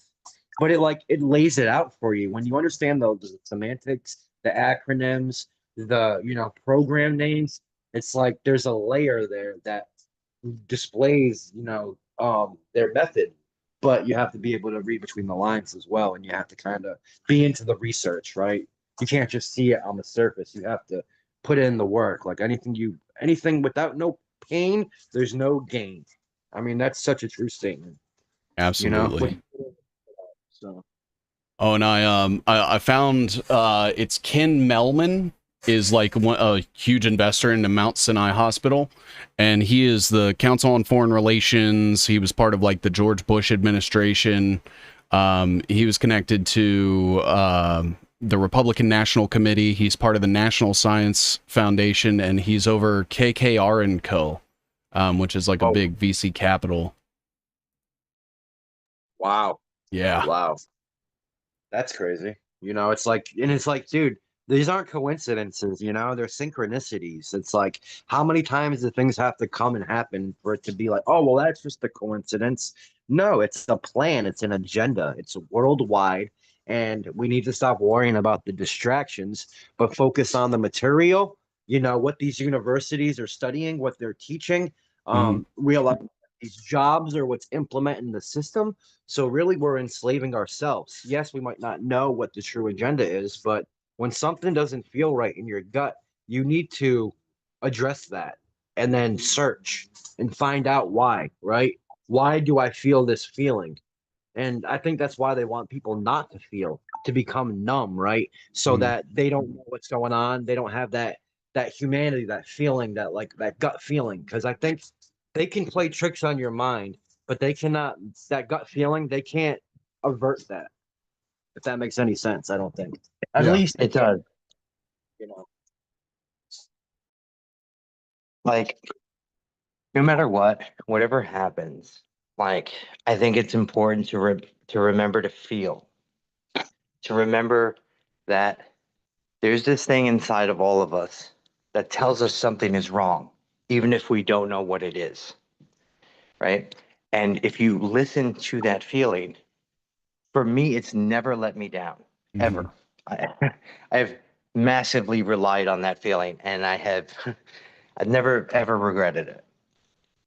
We just need to remember that and be human and just remember that we're not against each other. We're with each other. Like, I don't care what anybody else believes. I just care that they care, and Yeah. we should all care because these people think so little of us.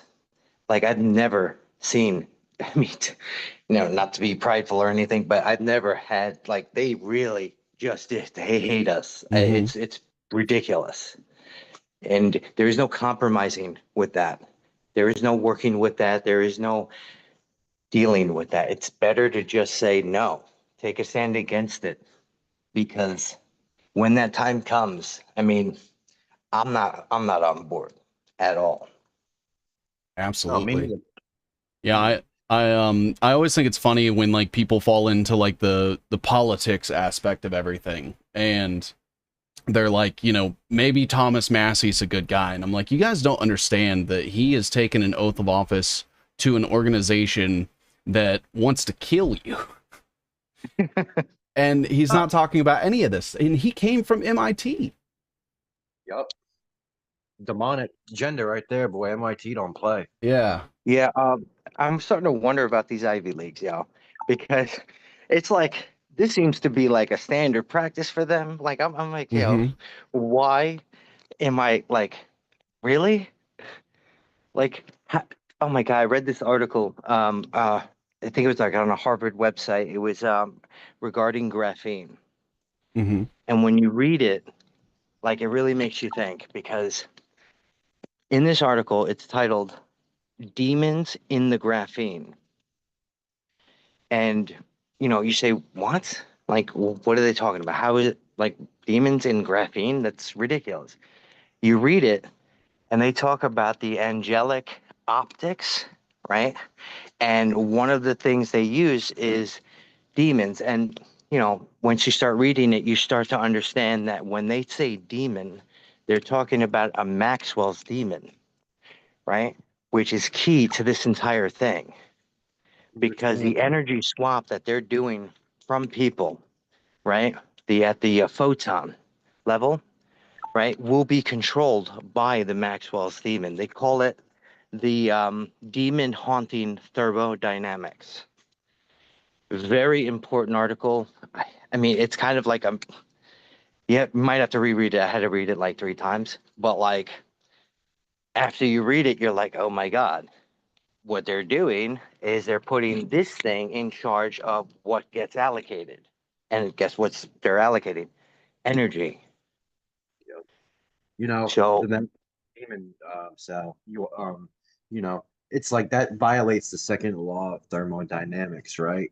And yep, you have that box. Again, there's the cube, right? And then you have a trap door in the middle, and you have molecules that are gas, like atomic gases. And these molecules will speed up, and the fast ones will go through this trap door, and the demon will open that door so it'll go from A to B. And this creates an entropy or like a force, right? An extra yes, can be yes, turned. dude, It can be keep utilized in going. Yeah. can be utilized in like say someone has an agenda or an intention to like control somebody, right? Well, they can use this extra energy and implement that energy in that agenda by maybe tying it to a sigil or, with an Yes, intention, dude. The something nth. like, They're tying it to the nth. You're absolutely right. And you said it very well. I could not explain it. Like, dude, you explained that perfectly. Yes, you are not wrong about that. You ever wonder why the nth is so important? Why Inferno, the quantum Inferno, is to the nth octave, right? It's because of that. They even and talk about entropy in it. I know it's crazy, bro. It's crazy. Yeah, You know, I'm looking up the Maxwell's demon here, and it's a thought experiment that tries to disprove the second law of thermodynamics. And from everything that I'm seeing, it's like they're trying to create order out of entropy, even though entropy is like an inherent thing within life, like randomness and everything. Like they want to be able to control everything down to from what I've seen and from some of the things I've seen you guys post, is the molecular level. Yep. yup. That's why they're not seeing it on their that's why a lot of these doctors aren't seeing this stuff. And because I was in a group with a bunch of doctors or people in the fields, like literally, and their microscopes, like they weren't seeing it. And what was it? It wasn't until like I was like, why? How do we not know this is happening at the molecular level? And as soon as I looked into that, everything opened up. Like literally, like found everything, absolutely everything. The molecular communication system is done through molecules. A lot of it has to do with, that's where the communication between the nodes is done through molecular level. And then they use chemical to convert it to digital. And I'll post that actually in the Okay. chat with us. Yeah, it's important. It's a lot to explain. And I'm not the best at explaining that one because that one's a mouthful and you have to read it a couple of times. Yeah. Um, They they're using modulation, so they're using like things like solenoids to turn like mechanical energy into like electrical. They're basically there's something called frequency shifting keys, and this is used in molecular communication. You know how like our molecules diffuse over time. Mm-hmm. Well, that diffusion happens and it spreads, and then it goes to the next molecule, and then some of that connects to that molecule. So then they're kind of like shifting between electrical, sound, and light, and there's different modulation tactics that they use. So they have full spectrum dominance. The terahertz kind of bridge the gap for this whole spectrum where they weren't able to work in the terahertz range, but then the molecular communication and the 5G towers going up, that kind of covered that area. So now they have a full broad range of spectrum to work with. And I mean, even the United States military doctrine, they straight tell you it's full spectrum dominance and net centric warfare, as in like the internet, as in Mm-hmm. mosaic war, and Sal can go on a rant about mosaic warfare if he wanted to. He's really good at that one. But yeah, they're using these tactics and using the internet as a battlefield to capture your internals. It's the internet, Yeah. internal, you know. 100%. And honestly, like when you look into mosaic warfare, you'll start to see that all mosaic warfare really is the BioDigital Convergence. They call it literally, and I will share this, human machine symbiosis. Right. See, what they're trying to do with the human digital twin, right, is according to the soul pattern, they can't just like we're more than just our physical, biological, and actual atom makeup, right? Where emotion, behavior, pattern, thoughts, right? Like a personality, if you will, right? And in order right? So their thing that they're doing is they're going to create the human digital twin and combine it with the informational twin, right? Mm. All in an effort to duplicate who you are internally, right? And it's not until then can they actually try and merge it, because the idea is they want to take you, merge you with AI successfully, you know, without like, on every single level, not just the physical, but the actual internal, the actual, this is where it gets a little complicated because it's, the personality of you, what Mhm. makes you you, the type of person you are. That is something that they're trying to do as well. It's part of the human digital twin agenda. I think I'll share that with you through X. Okay. It's that one's important. And They're using. Oh, go ahead. Go ahead. I was gonna say I was on the DARPA website and they actually have like an article explaining like what mosaic warfare is, and just from like a quick reading, it seems like it's these things that when they're like independently viewed and siloed, they seem almost like non-threatening or like it's not exactly what is going on, but the way that they interoperate with each other as a network then becomes a weapon. And so you have to Exactly. look at all of the pieces interoperating with each other in order to understand the objective of what they're trying to accomplish. That's a perfect definition right there for It is. decentralization.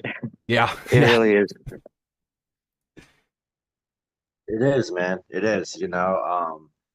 I think, Sal, when you were talking about the whole digital twin, the human digital twin and the informational digital twin, I think people really need to go to OpenCern and look up the digital twin engine, because that is the mechanism that's going to drive all these digital twins. That's the framework, the foundation, and that's the But they digital also twin. need to understand the definition of what like, so defining the human digital twin is important. And I just found a website that actually breaks it down perfectly, because it's not just the person, right? It's environmental as well, which again Environmental correlates with that soul pattern. epigenetics, right? Yeah. 100%, bro. 100%. It's important. There's so many different digital twins, and when you say digital twin, people automatically think, oh, a copy of yourself, but it's not. There's digital twins for manufacturing, digital twins for your house, this, that, the next thing. They want to make a digital twin for everything. They want to literally blend reality and make reality to where you don't know what's real and what's this digital creation. That way, one, it gives them plausible deniability. It allows them to where they can, implement whatever they want, and people won't know what's real and what's fake. And what's the biggest mechanism of fear? The unknown. So Mhm. how that perfect mechanism to keep people in a perpetual state of fear. Period. And I'm looking at this CERN digital twin engine, and it says that they're working directly with Johnson and Johnson. Is that right? That's really funny. Yeah, they're not hiding it anymore. So, I mean, they're pretty open now. And so here it says understanding of digital twin. It has core capabilities spread across the IM value chain mapped with 3 E's and KPIs. And on the right, they have the supply chain digital twin, the R&D digital twin, and the commercial digital twin. And then on the other side of it, like the core capabilities, it says physical and virtual, modeling and analytics, advanced visualization, multimodality data, real-time updates, and LLMs with agents. And I'm assuming that means those agents that we were just talking about. And all of them sort of interoperating together with, I'm assuming, all the information they have at their disposal, which Johnson and Johnson, as you guys know, was a very, very prominent player in the COVID pandemic. Absolutely. And Event when 201. Mm-hmm. exactly. And what you just really explained right there was basically the bones of decentralized autonomous organizations and how they function, right? They have, they use these high performance computers, these supercomputers, and they're fully automated, and they have these workflow automation systems, and they use something called Slurm, SLURM, workload manager. And this is, the autonomization, I think, element. Correct me if I'm wrong, Sal, that they use to put all this, biological metadata in, and kind of, work on it and edit it. And they link it with whether it's Pod Manager, or Kubernetes, or Docker, or whatever. But they can actually use those containerized containers, and link it with that Slurm manager, and then run it off a high performance computer. It's And true. And absolutely, you're on point, dude. And it's something else that's really important for people to know is they are able to change the functions of a program and give it new functions, right? And they're able to do this via an embedding script. That's why they're trying to do everything as embedding, right? Because they found a way to change a software program, its functions, right? Using Python embed, right? Which is an embedded script that actually allows you to take, Python functions and put it into an actual program, which I'll post to as well. That's important because the whole Podman, which is on Kubernetes, it's the pod manager. That is how they manage the cloud, the containers, the cluster, right? Mm-hmm. I shared this thing with you called Borg, and that's the backup where they back people up. Mm-hmm. They call it Borg, thanks to Google and the other ones. They plan on backing you up, and when you do a backup, you create an image, right? And that gets stored, and those are going to be daily when people are connected. And Wow. so is Borg an acronym? Because it seems like it stands for like backup organism. Huh. I don't know. Signal one, that's for the brain. It's so important. Bro, he said backup organism. Like that could be a perfect acronym. That could have been their intention behind it, right? I didn't even think about that. But it probably isn't what it stands for, like as in Right. like the name of the system, but that could be definitely the intention behind it, 100%. Well, I mean, Noah Harari Mm-hmm. literally states you will not be able to survive outside the system. I mean, they're not playing. Like, in order to do that, they need to modify you so that you are physically dependent on the system. And they're going to do that through the gene editing, which is how this carbon system ties in because, you know, they need to make sure that it's a circular economy. You ever wonder why they keep saying circular economy? It's because they're going to take your stuff out, put new stuff in, and that's a part of the new economy.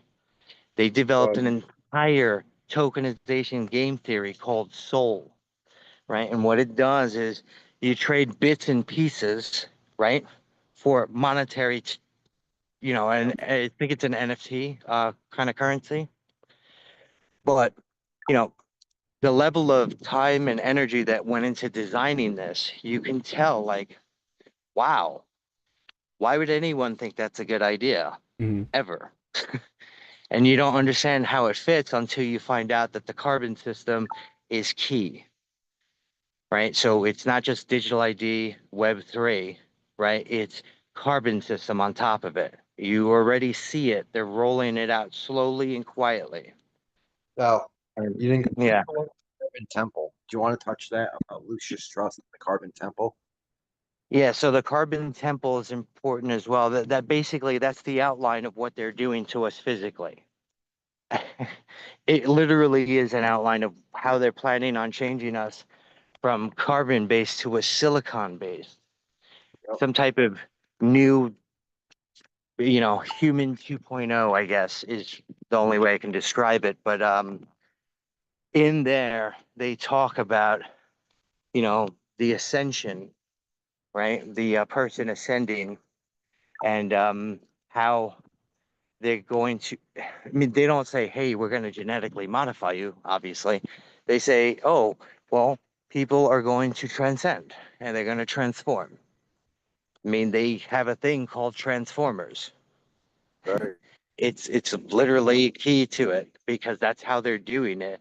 They swap out atoms, right, and put other atoms in place of it to make a different material, almost like a form of creating new matter or existing matter. I'll post that one's the carbon sample is important because it's right there, like it's literally right there. Yeah, I just wanted to bring that up real quick because I know I missed it, right? When we were going over Lucius Trust, and I know that's such an important piece, the zero carbon agenda. I mean, that's literally, where the carbon they want to reduce, the slogan, the saying that everybody uses. And that's so true, it's like it couldn't have been more spot on than that. It's like people always ask the question, well, why would they if they're really doing this, then they're just going to kill themselves, right? Because they're getting, they want to get rid of all the carbon, blah blah blah, and that would destroy the planet. But people don't start to think and realize that these people do not want to be human, and they're modifying themselves so they're not going to have these biological functions that we do, that we need to survive, right? They want to capture this consciousness or our soul or their soul and install it into Yep. a human mechatronic entity. And they even call it an enterprise system, right? And then you go back to the whole AI, decentralized autonomous organization being called an enterprise system. So this enterprise literally has a whole nother meaning. It's an automated merger with AI. Yes. And they haven't found a working model yet, which is the only reason why we're still around. Because Exactly. honestly, their plan is to use us as guinea pigs until they find that working model. I promise you that's the case. It is, Everything bro. I've ever read in their research and in their emergency preparedness agenda, right? It's all about experimentation. And you ask yourself, what are they looking for? What are they trying to do? And then you see, okay, they haven't found a way to do that yet, because if they did find their digital immortality, you know, I mean, I'm pretty confident they would have already just came out in the open and just made their move, whether it was viral or whatever, Mhm. because, they are messing with viruses or they are messing with weapons that they shouldn't be. And they're putting AI in charge of that, which is probably not the smartest idea. I mean, you want to see crazy, crazy? There is an actual Skynet, and it's a part of AI swarms. This is an AI weapon system. I promise you, it's a weapon system. Yeah. AI swarms. Or no, it's just called swarms. It's called swarms. I'll post that in the X. Okay. Hey, 7C, so I want to Mhm. ask you a question. When you hear the word digital signature, what's the first thing that comes to mind? What would you define digital signature as? I would assume that it would be like a unique, like digital identifier. So some sort of number that gets left in a record anytime it interacts with something. So whether it's like my computer signing in to like a network or something, it would leave behind a digital signature that it was there. If you go back and look at the logs. Yep, you're on point. But see, also, even one step further, when we're talking about like a digital signature for like a human being, right? We Mhm. need to think literally digital signature. It is your signature, your resonance, your Mhm. biological signals digitized. People need to look at it from that perspective, I think. But when it comes to like this identifier being specific to you and a method to be able to see, what you're logged into, what you're logged out of, that as well. That's a subset of it. But like I think the underlying definition of when you look at digital signature or when you read digital signature in any of this material, you need to think, okay, that is literally my essence being digitized. Honestly, absolutely. Like, I mean, just read the human embedded system. Oof, You want to know what they're doing? You want to know how they're doing it? It's called the human embedded system. Why do you think everything you're seeing nowadays, which stems from DARPA's radio bio, right? That's important. And their biological control systems program that they had. Um, this is all the results of that. The reason why the human embedded system is so important is because they're going to embed us. And you're like, you don't believe me? Check your computer. Check to see if there's a service on your computer that says embed mode. I promise you there is, because it was installed on my computer and I thought I had my computer on lockdown. Wow. And Check your services. I know was it you that was telling me about the Windows services? Yep. Yeah, I okay. posted a screenshot and my host file because all of this stuff is pointing back to Watson AI, and the embed mode is so important because if that's a service on our computer already, you can rest assured it's already on our phone. Mm-hmm. Like, so I highlighted and I drew arrows towards specific ones because that is the ID I'm assuming they gave to me, right? It's Mm-hmm. 910 it ends in. All the ones I drew the dashes on, right? Like they are, it's clever too because how many people check their services? How I many would people assume check their host nobody. files? Not many. Yeah, right. So I do it because, like, you know, I kind of just like to make sure. Yeah. We And need to. check it, man. You can't uninstall it. You can't, like, you can try and stop it or whatever, but I think it's by default not started. But I promise you that switch is controllable and it's remote. And Everything is connected. I I think wanted to real go, quick. Sorry, Seven Seas. I'm bad at people. no, go ahead, man. There's something called signature reduction. That's signature reduction, and these are jobs. If you go into like type in Google into whatever browser, signature reduction jobs, you will see that there's like almost 300 jobs in the United States. And now you think signature, right? Think about biological signature and being reduced. They are literally going around capturing people's biological signature or, targeting individuals, reducing their signature with all these little XBs where they have the little jack, they plug it in, it's a little chipboard, and they can go in the back of a minivan and literally put that jack in there and target you with frequencies. I mean, that's how it is today. Like that's how miniaturized everything is. And like what Sal's talking about with the human embedded system, they are merging biologics onto nanoscale semiconductors, miniaturization of like microcontrollers and for agitation. So that the biological circuits. I mean, this is about this miniaturized semiconductor and trapping molecules and atomic gases, the quantum dot, the Lucifer and synthetic crystal diamonds and graphene and carbon, all in a trapping or a deep ion etching to where it's trapped there. And then they can send this quantum signal using the sound language, which is SOU capitalized, and then L on the language. So that's the That's the soul language, soul. Yeah. soul that they're using.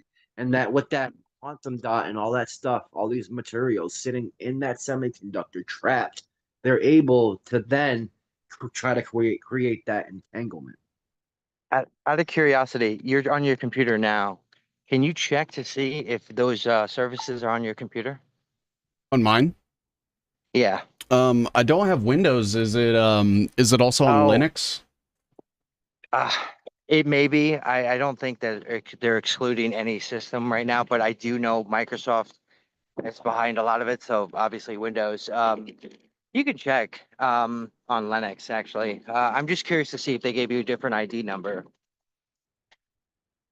That's actually something I haven't looked up before, so I would have to let's All right, no, see. whenever you get a chance. Like, I'm just curious. Yeah, Linux is definitely tied in. Remember the Hades and the AQN with the um the antivirus diversion and the syslogs and where they can So get around. That's it. we we should actually talk about that because, all right, so you know how I said this is connected, right? All of it. So there's a reason why they use a network called Sticks. There's a reason why the programming language is called Limbo. And most importantly, there's a reason why Charon, right, is responsible for the data transfer, right? This isn't just a, like these names that they're giving these tools are intentional because they have some weird thing about mysticism combined with technology. And there's a reason why the quantum dots create sigils, right? That's part of the patent. If you look at the quantum dot patent, they create sigils, right? Which is a part of some type of spell or whatever it is that they're trying to do. And I can prove it right now. I'm going to share it. Um, this was already Quantum Materials Corp, right? They the ones who had created the patent. The first set of shots had these embedded quantum dots in it, right? I think that's why the shots are so important because the Before you continue, I would even say it like with what they're doing, not it being like necessarily mysticism, because I tie mysticism to like transmutation of energy. I would say that they're with the sigils and the quantum dots, I would say they're setting an intention and then attaching it to the sigil. well, the sigils definitely have something to do with a mark, right? But I mean, And mysticism, like it's not anything that like people don't understand. It's just like it has to do with energy. It has to do with setting an intention and then manifesting it and attaching that energy to that sigil, right? I mean, yeah, I guess that makes it a little bit easier for people to understand because when you say mysticism, that's kind of vague and it opens up a whole broad of like imagination taking over. Yeah. Sorry, I'm not saying you're wrong or anything. You know what I mean? No, I was just no, no, yeah, sorry. I think like the term mysticism, it's often placed on what I consider like social engineering and like engineering, events and people and things like that. And I think they can be used interchangeably in some contexts. But I do think that it is more towards like the esoteric and the occult and things, that's just my understanding of mysticism. Doubt, no doubt. See, it's great that we can, just because we don't think 100% like robots and we think the same thing, it's like that's beautiful because people are yes. always like, oh, we think differently and it divides you, but like our differences should actually bring us closer together and make us stronger because now we have all these different viewpoints. It's just Hmm. we have to be able to communicate like adults and respectively and understand that everybody has life experiences and this is why they see things a certain way, right? But this is So. important because you can only learn from somebody that you don't share those similar beliefs in. Because, like, you know, I miss having conversations with people that don't agree with me on anything. I do. Because, like, you know, they can open you up to look at things differently. And if we don't have that, how could you ever grow? Yeah. Like, And too, like I was saying, like when we first started this, like we may not agree on everything 100%, which I think is good. Means we have independent thought, critical thinking skills. But I think that the things that we do have in common are that we can see sort of what is happening, the people that are in charge, what the end goal is, and we know that it is not good, and we should do everything we can to mitigate and get away from it as soon as possible. yes. Yeah. And Absolutely.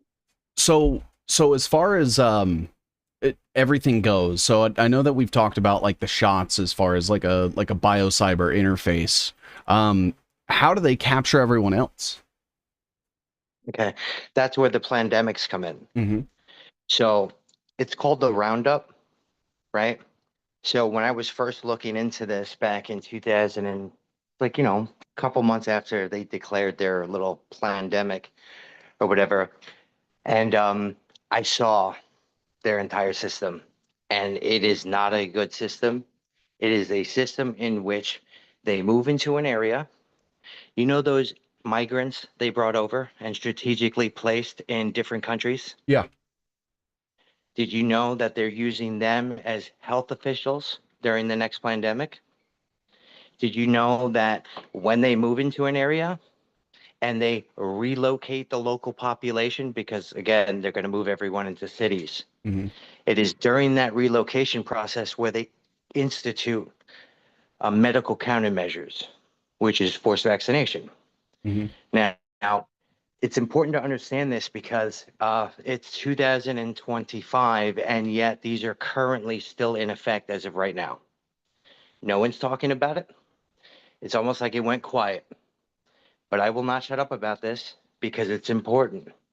Like, you need to check out Title 42. That is the number one most important thing people need to read. And I know it's a big one, and I know it's a huge ask, but you need to see, like, first off, it's already widely known they no longer need consent, right? To put you in a clinical trial. They can bypass consent. That's a fact, right? That's on the HHS's website, the Department of Human Health Services website. They can bypass consent. I'll share that link with you. Now, it is, you know how they get every single person, the ones they miss? It's through the pandemics. That's why they fear, where FHIR, for fast interoperability healthcare resources, Hmm. is so important because what that does, right, is it's during their pandemic when they start to make people sick using frequencies and acoustics. I'll share the patent with you, right? Implementation. They can trigger covert health effects in people using their smartphone and a frequency, right? It gives all the appearances of being sick, right? Hmm. Even to a point where if they can turn it up and control the actual effects, right? So they're going to use this, right, in combination with those migrants. And I promise you they will, because Pfizer is the one who supported this as well as the UN. They trained them through the Red Cross. They're the ones who trained them, right? So what's the one thing they trained them to do? Vaccination, right? They even demoed this. And I will share this. This is important because that's how they get, to answer your question, that's how they do it. That's their plan. Their plan is to do it during emergencies, scheduled emergencies, right? And they're automating systems with synthetic data so that this shit backs up whatever they say. Pretty soon, we're not going to have any real data, especially when it comes to the climate, Hmm. because all of that has been fabricated. It has been fabricated and it's continuously being fabricated as we speak right now. They're no longer tying it to real carbon, they're tying it to smart carbon. Hmm. Smart carbon is different than real carbon. Smart carbon is graphene. So the more graphene you have inside you, right? According to their system, you play ball. Okay, so you're less carbon footprint for them. Hmm. The less graphene you have inside of you, you don't play ball. All right, lower social credit score. Obviously, I'm pretty confident my score is going to be so low. It just makes it easier to say no to that system, Hmm. clearly. But that's how they do it. That's how their plan is, and they're going to do that because you don't create plans this thorough to not act on them. Right? There's a reason why they're not talking about it. There's a reason why the CDC has been quiet. Right? It's Ask yourself, where are the migrants? Did they really move them out? Have you seen anything move them out? I haven't. Mm-mm. Like, I keep hearing about it, but I haven't seen it. So, you know, it's clever when you think about it because this is a global agenda. So that's why they organize this globally in every country. And their plan is to move in in certain locations so they can regionalize the location. It's part of their regionalization agenda, right? And in order to do that, they need to create pandemics, which are already pre-made.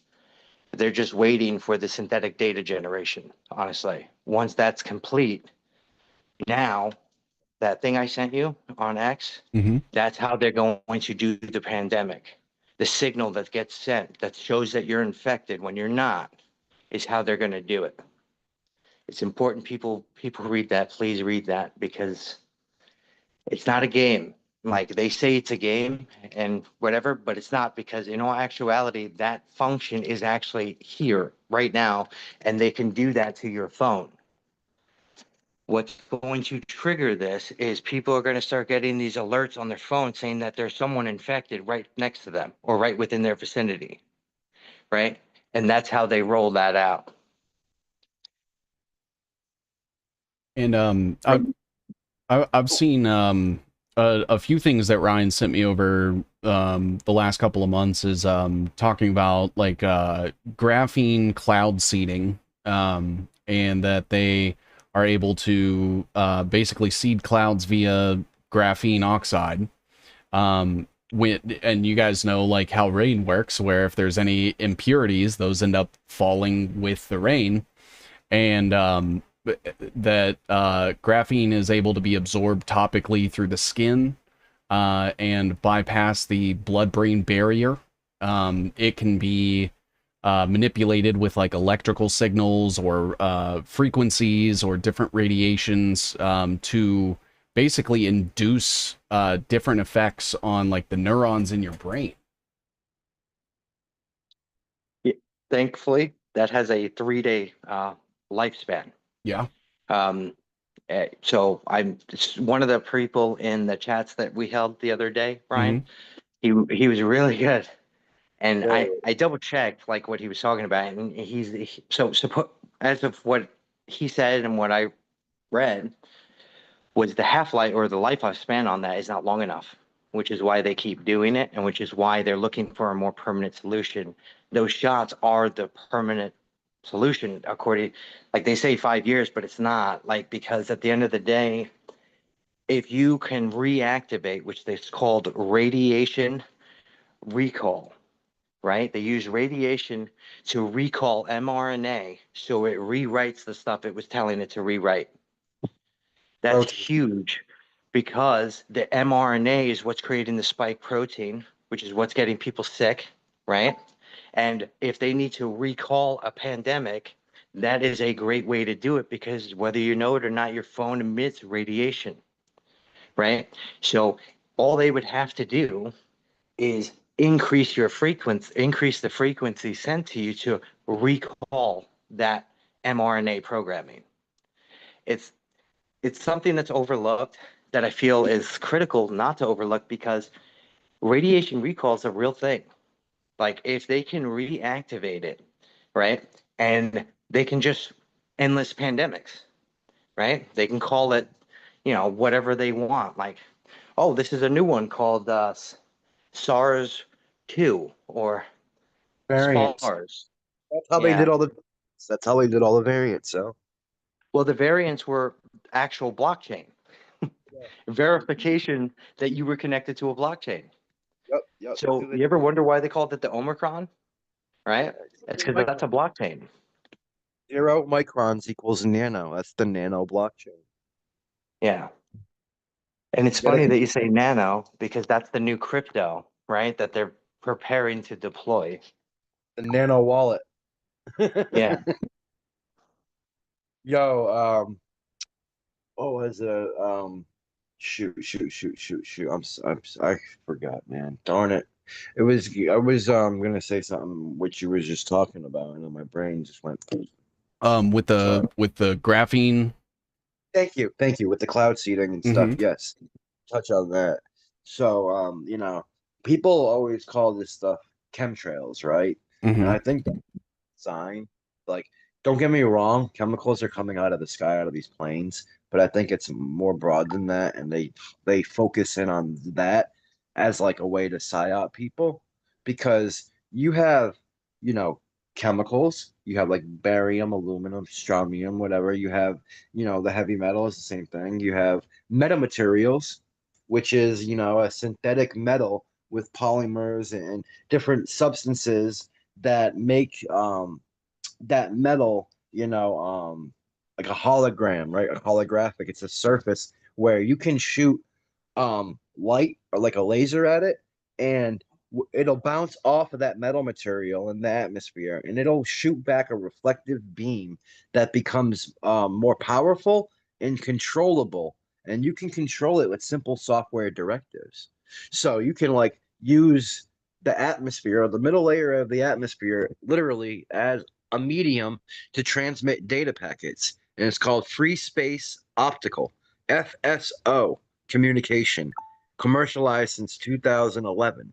So this stuff, has market share. This stuff's commercialized. You got the W band, the wireless body area network, commercialized since 1995. You have the biosensors since 1975, commercialized. So all this stuff, wireless sensor networks. I mean, people want to go, oh, this stuff doesn't exist, blah blah blah. It's fairy tales, but it's like follow the money, like you do, Seven Seas. That's why I appreciate you so much, bro, because you put faces and names behind this stuff, and you play such an important role, brother. So I just want to take a moment and say thank you for everything that you do, and Seriously. thank you for allowing me and Sal to come onto your platform and get a little more exposure, because I mean we are thoroughly shadow banned, and we're starting to get a little more exposure thanks to people like you and a lot of the other people in the community who are starting to talk about these things and manifesting Yes, it in collective it's consciousness. working. It's Working. working. And I can't thank Views on our you enough for having us and like for everyone because you know what you're doing is working when you get hacked instantly, like I did. Like literally instantly, all my followers gone. Had to start back from scratch again. And I'm just it's nice. And I can't thank you enough, dude. Seriously. Thank you just for giving us the time to talk. It means a lot to me. Absolutely. I think when I think I had a natural response that a lot of people have where it's like this stuff is so the scale of it, the scope of it, the motivations behind it, they seem unbelievable. And then I decided to proceed forward with like the benefit of the doubt. And I saw you guys were sourcing everything and it's like coming from official pages. Like you guys are linking like DARPA articles and like articles to science conferences where these people are actually having these conversations. And you guys are very, very much further along on like understanding the science of it. So if you guys, I'll make you guys a deal. If you guys keep putting out the science, I'll keep doing all the money connections and making sure that we're holding the right people responsible. Thank you. I Yeah. love that. And I will not stop until this is done. Absolutely. And and really quick, I did kind of want to get just a little personal with you guys. What was your initial realization of like the BioDigital Convergence? Either one of you, feel free to start. 2020 when they started doing the vaccinations and I started looking into DARPA. Honestly, DARPA is the one who kind of showed me everything. Like as soon as I found DARPA, oh my God, every single thing is on that. Like I didn't realize it was for a symbiosis until I found the human embedded system. And then I found Sabrina. I found like everyone on X, like, and for me, that I found it when I saw the human embedded system and I saw the merger of technology, because I didn't even understand the mosaic from DARPA until after. So. And Good. oh, I just think it's interesting that you guys keep mentioning Mosaic, and I'm like that was Netscape. That was like Mark Andreessen and like that whole group essentially, and they're still around today and very rich. Yeah. What about you, Ryan? All right. Well, for me, I'm not gonna lie. I'm, grateful. I thank my creator, my Father in heaven, for keeping me aware not to get the vaccination, Hmm. with the whole COVID pandemic. I was dumb. I put masks on to go on the bus and stuff. If it was a public bus, so they got me on that one. But you know, it wasn't till about a year and a half ago that I came across like people like Sabrina, or there isn't one specific trigger that I can remember specifically, but it's just like seeing the information and kind of just like starting to look into it slowly and being like, whoa, like this stuff is like right there in front of us. And Hmm. I don't know. I really do think God put me on this journey to be able to, you know, do these things and look into these things, because I'm not going to lie to you, Seven Seas. I have no technical background when it comes to computer networking or computer science, right? I can barely use my smartphone. Like it was hard for me to get into this and do this conversation with you. Like I was like trying to figure it out. You seen how long it took me to after you sent me the link to get in here, right? It Hmm. took a good 10. So so I have no technical background. I don't have any trade skills like um when it comes to the biology and all that, nothing there. So like I think I'm just blessed as a good researcher and being able to see in between the lines. So yeah, I mean I just met Sal, I think that was God again. And me and him have been working thoroughly to try to put this together. But it's not just me and Sal. There's been so many contributions, Sabrina, and then like probably 20 to 30 other people that have been contributing with pieces here and pieces there. But like between me and Sal, it's like everything we share with each other just complements the next thing. And like we've kind of built this system. And I'm gonna say it right now, man, Sal, if it wasn't for you and organizing everything thoroughly with your great organizational skills, we would be screwed, because me, man, I'm all over the place with my organization. I have like folders here, folders there, folders there. So it's like you're able to put Well, something thank you. together, and I'm just like, to do a post, it's gonna take me like 20, 30 minutes because I got everything all, over here and over there. So Hmm. yeah, to sum it up, sorry for ranting, you know, um, man, it was just, it caught my attention. I seen that, what I'm starting to look in is here. It's real. It's being taught. So I didn't shun away from it, Hmm. but I embraced to bring awareness, and I set the intention behind it that I'm doing this not only to help myself, but to help humanity as a whole and bring awareness so we can change this paradigm and keep humanity alive and not merge with this synthetic BS. Yeah, I absolutely love that, man, because I remember like have there been phases in your guys' life where it's you feel like you kind of know what's going on, and then something happens and you realize that it was actually way worse and way darker? And have you guys gone through like stages of that as you've been like researching and things? Because it for me it was like 10 years ago I thought I knew things because I was like very aware of all the politicians and like their ties and money influences, and then like learning about like venture capital and how that influences things with like with private companies and how they work directly with government. And then I started studying history, and I was like, holy shit, okay, so it just keeps getting worse the more I dig. And you have to almost suspend your disbelief, because like when we look at 9/11, for example, like we were told that it was this crazy terrorist attack. We all know that that's definitely not the case, but to understand the type of world that we live in where the government would do a false flag terrorist attack to advance their agenda, like that's the suspension of disbelief that you need to have to be able to accept that stuff. And the same thing with like the Epstein network and transhumanism. Like when I learned about transhumanism, I was like, these people are fucking psycho. And then I realized that it's got trillions of dollars behind it. And it's like it's so difficult to try to get people to understand the scope and the scale of the evil. Yep. You know what? Sorry, Sal, I remember what you were going to say to me. We can't convince anybody of anything, right? Hmm. They have to stop living the comfortable lie And really, once you see it, you can't unsee it. It's a battle against ourselves, right? We're like we're on a railroad track and it's narrow. And it's like, we're the ones that get off that track and go look over here and look over there because, we're human and we make mistakes and we get sidetracked and distracted. But we got to stay focused on that path, man, and be authentic and truthful. And, when we share something, we need to provide the sources, the documentation, and like not try to spin a narrative out of it, but just put it out there because the ones that have the eyes and ears to see it will.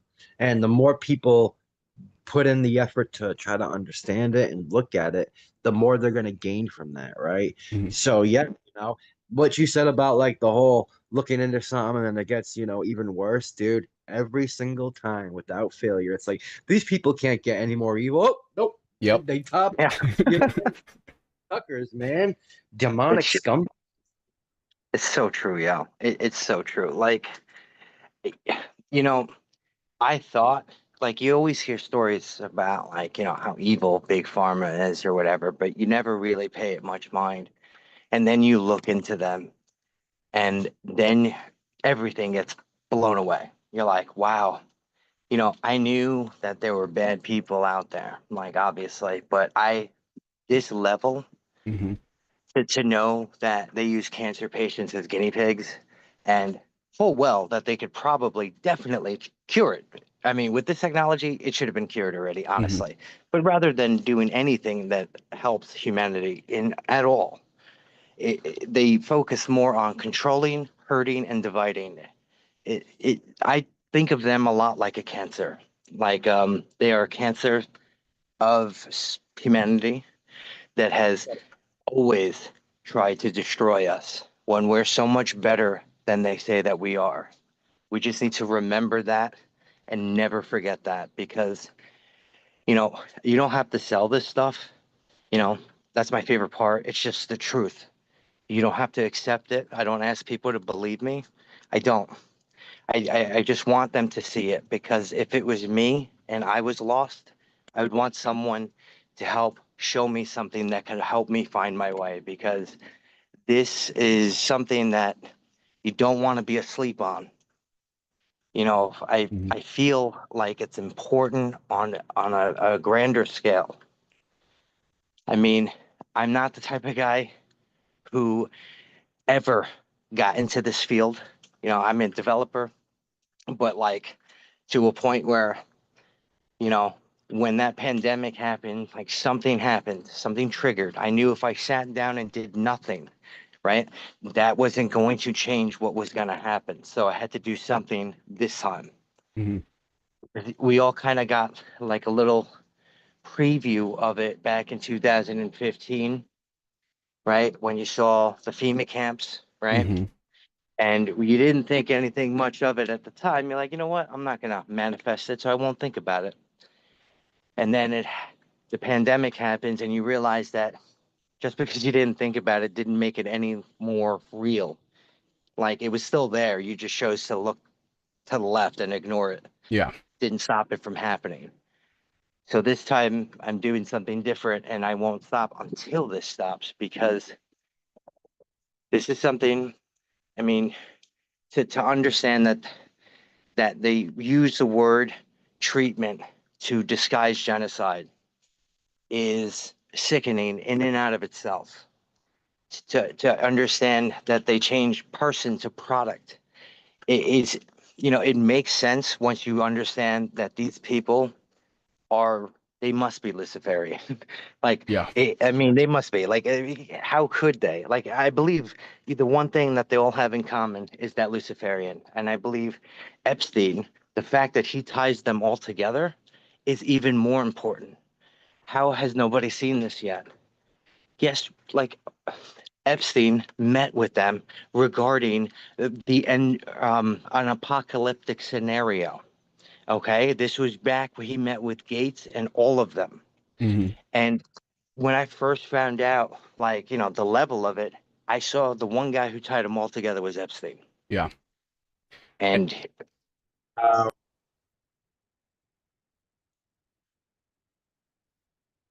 Well, what I think is like you know, we've been kind of seeing Epstein in the headlines, especially with like this whole Ghislaine thing. And I posted something, I think it was last night, where, you know, I said that it seems like all the focus seems to be on the sex trafficking part exclusively, which I do not mean to trivialize by any means by stating this, because it was absolutely evil and he harmed countless children. But I do think that they are keeping the focus on that because they are afraid of all of the other converging points, like how heavily involved Epstein was with crypto and eugenics and transhumanism and the big tech companies. And they don't want that to get out because that will create this entire inflection point of, okay, well, if this pedophile sex trafficking monster was also responsible for collaborating with all of these things that are getting introduced into our government and our social media and all of our devices and our health industry and everything like that, like it brings all of it into question in a way that the public is able to see it for the evil that it is. Dude, wow. Bro, you just explained why Epstein got arrested, why they brought the Epstein thing out to the surface. That is the reason right there. Yeah. What you just explained. It was a distraction. Don't get me wrong. Yes, like you said, the trafficking, all that is horrible, disgusting. And it, think about all the emotions it triggers as well, right? And the state it puts people in. It puts them in panic. It puts them in fear. Is this going to happen to my children? Blah, blah, blah, etc. Right? Mhm. But yeah, it's the perfect cover for all this whole beast system. So, I agree 100%. And I think that could definitely be one of the main reasons why they did roll this out when they rolled it out. I mean, think about it. Pam Bond, one more thing. Pam Bondi was the AG for Florida. Where did Jeffrey Epstein live? Palm Florida. Beach. Yep. Why was it never investigated? I mean, come on, So it's like nothing's gonna happen. It's all just there it is. Focus on that while we slip this agenda in underneath it and pour gas on it and accelerate it through the open source, through all the fear and fair principles and resources and the pandemics. Yeah. And You know, two, since you bring up Pam Bondi, like, you guys know how Epstein had ties to Scientology. yeah. Pam Bondi's very first campaign back in 2014, when she was like running, she got funded by Scientologists. No way. Yeah. Dude, go Wow. type in prison planet definition Scientology. What? Yep. Let's see here. Prison planet refers to Earth, which is believed to be a planet where spiritual beings called thetans are trapped in physical bodies and subject to suffering and reincarnation. Okay, that's Well, I mean, if you think about it though, if you honestly think about it, isn't that their plan? Isn't it to stop us from moving on, Mm-hmm. to trap us in limbo, using limbo and inferno? exactly. So if you think about it honestly, it actually not surprising. Like, I can't believe I missed that. Like, I mean, South Park did an amazing episode on Scientologists. Yeah. Hilarious. But now that I think about it, that I mean, it's, for a while, when you see that their idea was to change, like, redirect your consciousness, right, somewhere, right, in a cloud. You say, okay, why? Why would they want to do that? Like, if so, like, there are some people who believe, like, oh, they've already been doing it. Um, the whole, if we die, then we come back and we do the same thing over again. But obviously that can't be true, because if it was, there'd be no reason to construct a system like this. I mean, they want to merge us with AI. They want to use anchors to keep us from moving on. Like, and it's crazy when you look into the amount of research they put into near-death experiences and trying to find out where we go after we die. And whatever it is, they're trying to trap it clearly. And obviously photons have a lot to do with it. And the quantum realm is the number one. They did an experiment where they say the soul, when it leaves the body, it exists in a quantum realm, and then after like it's a certain time, it disappears it just disappears. They don't know where it goes. So, based on that, you start to see, okay, well, that explains now why they did so much of this research. It explains now why they call that programming language soul, Hmm. why it's Baal, right? The Beijing language, that is basically the molecular language, essentially. They call it, its acronym is Baal. Um, Bayesian learning tree or Bayesian active something learning. yeah, it's like these languages are important because if you look into them, you'll start to see that they all add up to the transhumanism, Hmm. right? Have you ever seen the transhumanism code? I don't think so. Look that up. WiseKey is huge in this system. They're the ones who are the global arm of this entire thing. You look into the transhumanism code, you'll find the initiative. The initiative takes you to the WISE ID, which is the digital ID on a global scale. And then you'll find out more research that uh, the soulbound token is created once they confirm the the actual whatever they're confirming, the soul or what they think is the soul, they try and tokenize it. And that's how they create the soulbound token, right? And it's from there that you're added to Web3. And this is not like, this is actually in their documentation. They say that finding Web3 soul, they call it, but it's not. It's it's finding ours and adding it to the Web3. Also, with WiseKey, right? Guess what country their headquarters is in Seven Seas. Davos. Switzerland, exactly. Yep. I read So ahead. I'm sorry, I was cheating. it's okay, it's okay. But Switzerland, man, why do you think they were neutral in all these wars since like the Napoleonic Wars? Because that's the headquarters for this whole beast system agenda. And it makes sense too, especially if they're like afraid of like a cataclysmic event. Well, Switzerland is like 80%, mountains, right? You got the Alps and all that, and you got, them trying to probably build these bunkers into these Alps, into the mountains. So maybe that's why, they chose Switzerland. You got one way in, one way out. So maybe they're gonna like when shit hits the fan, run back to Switzerland and blow the entrances and exits and be like, now you can with us because we're gonna find out, dude. The humankind is gonna, overcome this. I truly believe that in my heart. And it's because people like us on the front lines that are trying to bring awareness, and just, be truthful and I know I keep saying it, be authentic in that the way we do it, Yeah. for no ulterior motives, but just other than preserving humanity at the end of the day. It's good versus evil, right?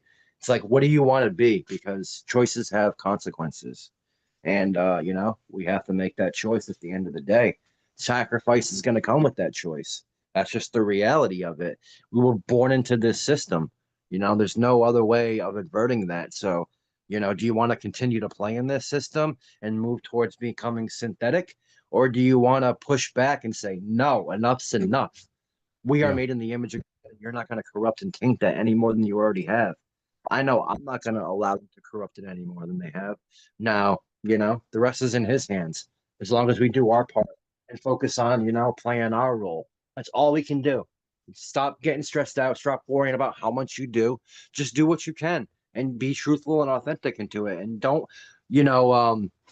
gatekeep information, right? This is Yeah. all of our information. Just because me and Sal find something doesn't mean, oh, that we found that's ours. No, we just found Yeah. it out there. That's Dude, everybody's.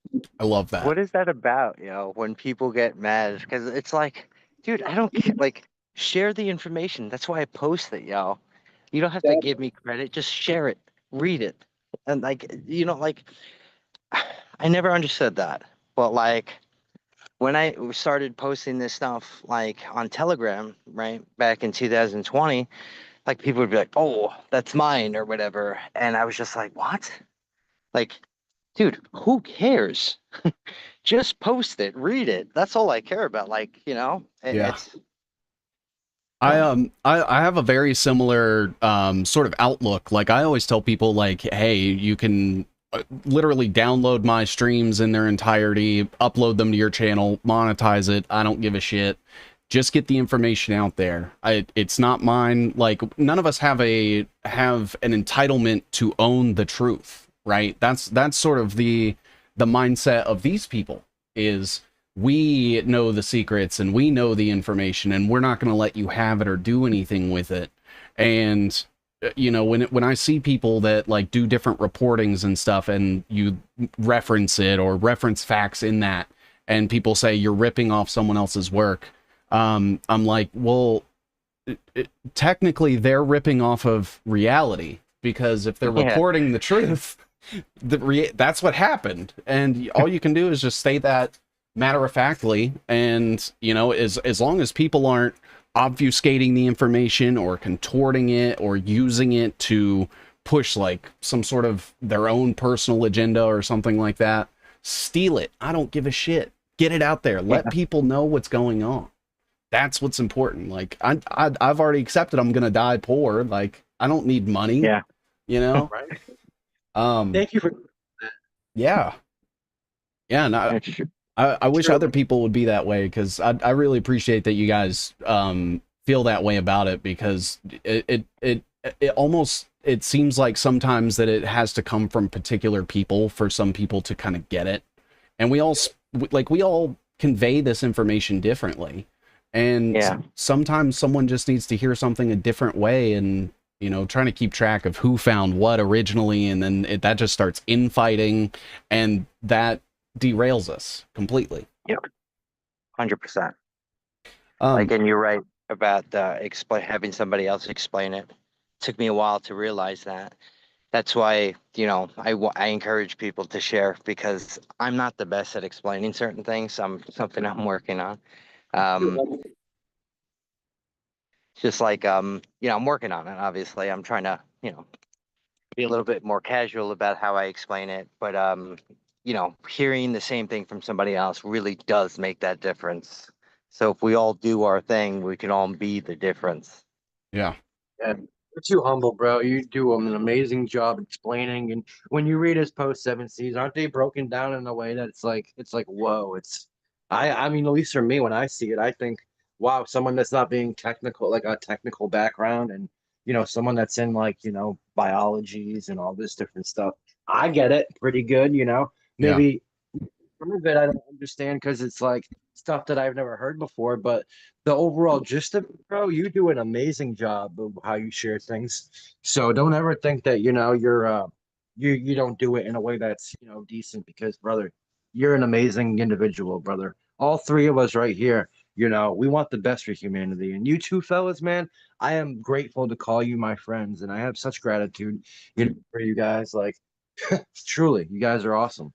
So continue to do what you. Hey, likewise, man, and thank you to everybody in chat. Sabrina's been here. A bunch of my regular people getting their first taste of like BioDigital Convergence details and stuff to look at. I think a couple people have actually donated to the stream today, so I want to thank them. Colin gave us a donation, and I believe there was another one as well. So that really helps, guys. Just kind of keep the lights on and allow me to continue to do this. Please save your money. You keep all your wealth that you can and invest in your family and your physical assets and land and different things like that. Empower yourselves first and foremost always. And I will never ask anybody for money ever. So never feel compelled or obligated. Now, really quick, if you guys could sort of break down in like layman's terms, what is the future look like if all of this stuff ends up, like, worst case scenario, their plan goes off without a hitch? What does that look like for the regular person day to day? Well, it's going to be a shock at first. They lay it out, honestly. Um, Ryan, you found this amazing article, and it was mind-boggling because everything in it I can verify. Like, I know for a fact that whoever wrote that article was obviously a part of the same team as the people doing this, because the way they describe the initial shock that somebody's going to get when they first lay this on people, because that's what they're planning on doing. They're planning on doing an initial shock. And I can't tell you exactly what that is, but people are going to know they're connected to the system. That's the gist of what I got with the first phase of that. And when you, as you read through the phases of it, which I'll send to you as well, it's so important to read that. I can't express that enough, because they're not wrong. Like, everything that we're seeing is leading up to that. So whatever you want to call it, Project Bluebeam, however you want to justify it, it will be an initial shock, and you will be connected to that system. Imagine a system in which you're seeing things through AR type of augmented reality, right? That aren't really there, right? Voices in your head, they clearly state this. Now, we've already had voice to skull technology. So, I mean, obviously it's older now. We already know about that. They already had a program, and it was called tortureware, literally. So imagine that, but are like light years advanced, right? That's the reason why they're messing with the mind. It's the reason why they're virtualizing our brain, right? So if you look at the virtual brain tools and the neuron, which is an actual simulator that simulates a human neuron, they're trying to literally run simulations so much so often that they can cover every aspect of the brain for later manipulation. So, like, imagine thinking something and someone putting something into that thought. Microsoft already has it laid out, called the Internet of Thoughts. And like, it's, when you read it, like, you'll see it's one of their patented things that they're going to roll out, but it's going to be a shock. It's going to be scary, I imagine, which is why it's important for us to know about it. So when it happens, you're not fearful. Again, they're not going to be able to do this to everybody, because whatever's in that vaccine, which is definitely the embedded quantum dots, are key to this. I know that they are, because, like, if they weren't, they wouldn't be a medical countermeasure. There would be no reason for that. And you don't go out of your way and design that system, right? Unless there's something in there that you can't just deliver remotely. Everything they have is delivered remotely. Why couldn't that be one of them? Yeah. And I'll share that with you. absolutely. To speak to your point about, like, them potentially doing like a Project Bluebeam or something like that to justify us moving into this system and, like, sort of publicly disclosing that. One thing I always like to bring up when we're, we see like the Palantir drones and the Anduril drones and things like that going on, the war in the Middle East, and I am convinced that it is all connected. And I want to refer to a Washington Post article from the 90s where they talk about the United States trying to do a covert op on Iraq, where they project a holographic image of Allah floating over Baghdad. And these were like conversations that were being floated by like PSYOP agents in the US military. And this was, this article was published 1999, but it says that they were considering it as early as like 1990 when Iraq invaded Kuwait. It says Pentagon planners started to discuss digital morphing after Iraq's invasion of Kuwait, and they go into the idea of potentially deep faking a videotape of Saddam Hussein. But then later they say, but the strategic psyop scheming didn't die. What if the U.S. projected a holographic image of Allah floating over Baghdad, urging the Iraqi people and army to rise up against Saddam? A senior Air Force officer asked in 1990. And apparently the only thing that stopped them was they claimed they didn't have the technology at the time. They sure. I mean, I think that they did. That's just me personally. I think public So did quite. you're not wrong about that. I'm sorry, Ryan, go ahead. No, you're. I was just gonna say too. I know I'm backtracking. I just wanted to jump in about something called the Brain Modeling Toolkit. I put that in the chat, bro. That kind of ties into what Sal was talking to about, with the brain projects and mapping the brain. But yeah, that toolkit's important. And the data format called Sonata, SONATA, that's a format that they're gonna put all that brain data, the neurons and everything that they collect from the EEGs, they're gonna move it in and modulate it into this data, and that's the format that they're gonna use. It's called Sonata. So yeah, check that out whenever you get a chance, brother. Absolutely. But yeah, To go off of what you said, let me I'm jump sorry. back. Yeah, Go go ahead. ahead. Finish. Oh, well, I was just gonna say too about the hologram, right? We need to understand that our genome is holographic, right? Our chromosome.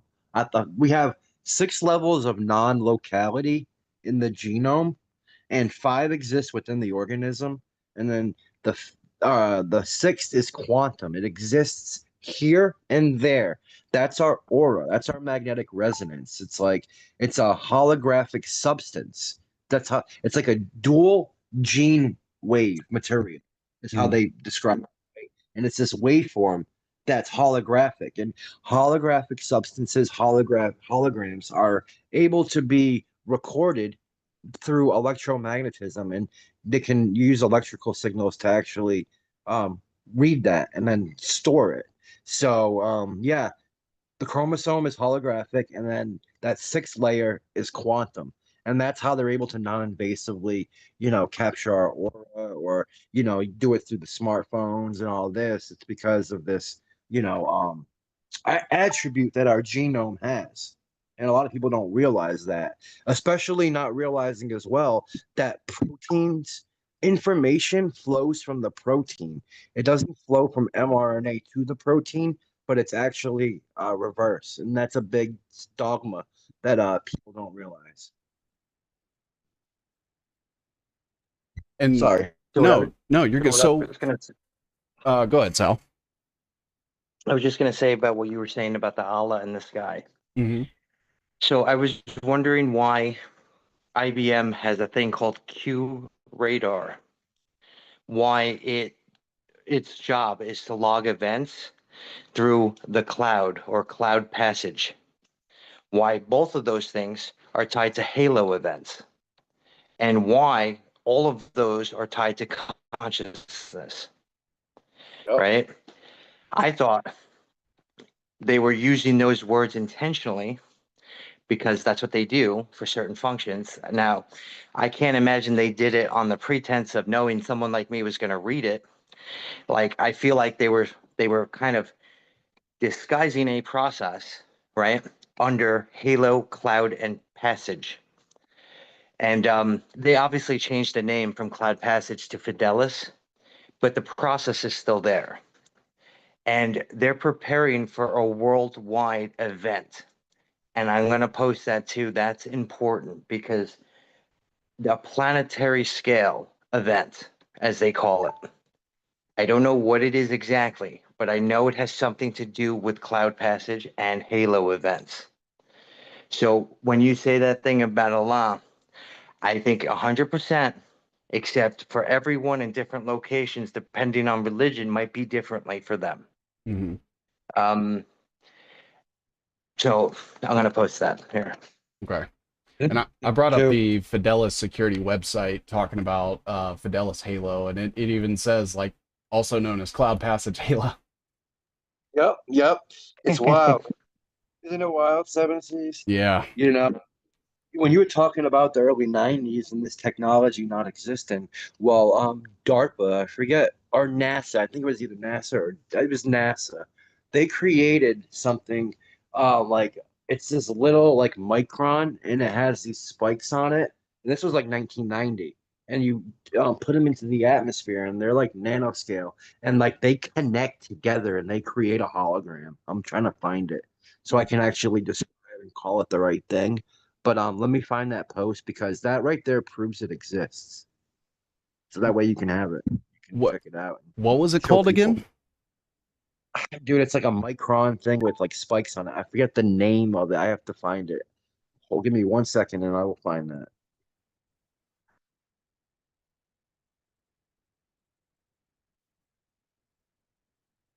I found it. It's called Utility Fog. Listen to this, bro. 1993, NASA. Utility fog is an active polymorphic material which can be designed as a conglomeration of 100 micron robotic cells. They're called foglets. Such robots could be built with the techniques of molecular nanotechnology. Controllers with processing capabilities of 1000 MIPS per cubic micron and electric motors with power densities of 1 milliwatt per cubic micron are assumed. Utility fog should be capable of simulating most everyday materials, dynamically changing its form and properties, and forms a substrate for an integrated virtual reality and telerobotics. So that's the substrate. Foglets run on electricity, but they store hydrogen. There's your hydrogen as an energy buffer. We pick hydrogen in part because it's almost certain to be a fuel of choice in the nanotech world. Remember, I was saying hydrogen and nitrogen is the Mm-hmm. fuel for technology. They're Mm-hmm. telling you in Dude, share and that definitely. you're gonna and thus we can be sure that the I'm not gonna read it here. I just reposted it on my page. Check that out, guys.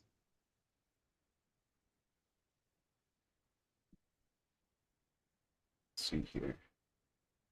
And Ryan, I'll pass that same question to you. Where do you sort of see all of this going? As far as like a day in the life of the regular person who has been biodigitally converged. You know, I honestly couldn't tell you where I see it going. I would say I see it going as in however they want to dictate it going. You Yeah. know, no control, zero control. They're in charge, bunch of NPCs, you know, but NPCs in the fact that they think they're living reality, but that reality was built around them and created, and now they think that's their reality and they're living their normal life. But Yeah. yet they have a smart environment around them, right? Mm-hmm. With all these things, and now they're projecting a reality to them. You know, and now it's like, okay, what I see in my reality is my reality, but it's really not. It's manufactured reality. That's where I see it going. And everybody losing their humanity. You know, it becoming you becoming augmented and becoming synthetic where you have no feelings, you have no emotion, you have nothing that makes you human. Those defining characteristics that make you human, they're gonna snuff those out. That's kind of where I see it. Yeah, too. So as far as like my, I guess like religious beliefs, I've explained it a couple times on like my 4 hour live stream, so I don't expect everyone to have uh seen me talk about it a lot, but I think I have grown to become spiritual in the understanding that I think the thing that like connects us all together, as far as biologically on like an evolutionary scale, us doing things for other people at our own detriment is nonsensical, but we're still compelled to. We're still compelled to feel empathy towards people and feel bad about things and have guilt. And I think that this is like two-part, like what they call humanity and the connective tissue through those morals and our interconnectedness. I think that is like our spirituality, and these systems are specifically designed to erode that slowly. And I think that is why we are seeing like an increasingly chaotic world where nobody wants to like help anybody, or I see stories where like people are watching their neighbor get assaulted and all they do is film it. And it seems like they're trying to detach us away from, I guess I would consider that like God, in a sense. And even in the context of my belief system, it is still that same thing where they're trying to make us all like self-absorbed and self-interested and not give a shit about each other and keep us in that low vibrational state. And I think it's working very well on some people. And I think that there are very few who can see past it, and even some people who can understand what these people are doing, maybe not even on like a BioDigital Convergence level, but just knowing that there's bad people, if they're just stuck on like technocracy, for example, and they think Peter Thiel's like the end all be all, they're still like nasty to each other. And it's so weird. Like I don't understand when there's so much more at stake for us to get past these like little differences and like idiosyncrasies that keep driving us apart. And I don't know exactly what my point was, so I will end it there. But I agree. You made a lot of good points, brother. You're 100%. I would say, 100%, yeah. like you said about Peter Thiel, he's being set up to become the fall guy for all of this. You see that playing. I see that playing out in real time. And, the whole people don't really understand what's going on that level. It's like the whole human pain and suffering, the desensitization to that from birth with all the television and the video games and the violence, right? They want us numb so we don't feel. We don't want to have any connection with humans. The human to human interaction, the connection, the COVID, the distancing, all these things. Don't touch their face, right? They have these mechanisms where you wouldn't touch, all so they were seeing how people would react and consent to that if they would or if they wouldn't, right? So True. yeah, it's this whole, shift away from humanity to artificial, to synthetic, machine readable as opposed to human readable. They want us to be comfortable with that and accept it and willingly ask for it. It's like, I want to tell you about this right here. Was the feeling that these transhumanists felt when people got the vaccination and got their vaccine card saying that they're vaccinated. We wholeheartedly and with sincere gratitude feel a certain way for you willingly accepting the vaccine. In so many words, that was their feelings. The sincere gratitude and wholeheartedly was their words. Now, everything what I said after that was like me, putting it in a way that, Like I paraphrasing. guess, yeah, I was kind of like, That it was wasn't from the Divic. the DVOC, That was which the is Divic COVID post, right? post, which is COVID backwards. Let me go pull that up, because I think I did see you post that recently. There's a quote post with that, and it has all the information. So if you pull it up, make sure it's a quote post for the Divic and not just the original, okay? Okay. And if you can't find it, I'll just repost it. It's just type in DIVOC capitalized in my search bar. Should come up. And I have it highlighted in black. You'll see where it says sincere gratitude and wholeheartedly. Like, if that's the emotions these fuckers felt, excuse my language, when people willingly, got vaccinated and took upon that march, that shows you how evil these scumbags are. And they even call it the spark. Thank you for taking the spark, is what they said, or something like that. The And wordplay. That because Spark they is do love their wordplay. Spark is the processing design that was created by Sun Microsystems and eventually bought by Oracle, right? Yep, Mhm. that's part of it, right? It's that. But then you have, Sorry, go ahead, Sal. I was just gonna say real fast and shut up, and then you can go on with this. The Lucifer control system, 4 processors called Ultra Spark, and then the Solaris 10 Sunfire server, Sunfire V880 server with the Solaris 10 operating system. Go ahead, Sal. okay, so 100%, and the same reason why Inferno runs on that type of hardware, as well as Cortex, right? All of this stuff is integrated with Cortex, right? And that is part of it. There's also another Spark, right? Spark, there's actually a couple. You have Spark Science, right?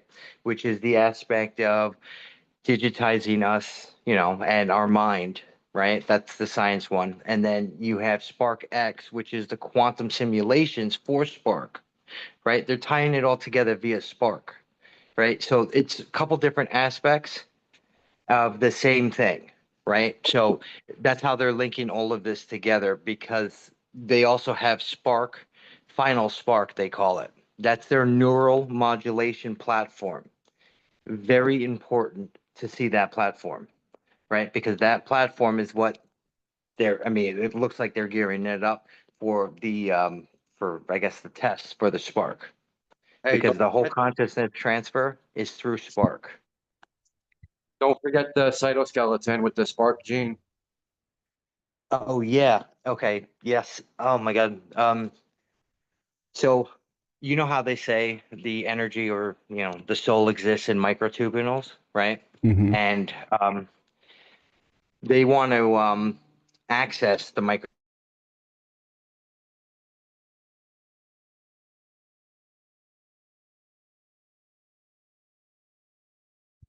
He cut out for me. Did he cut That's out? put Yeah. metamaterials in there, right?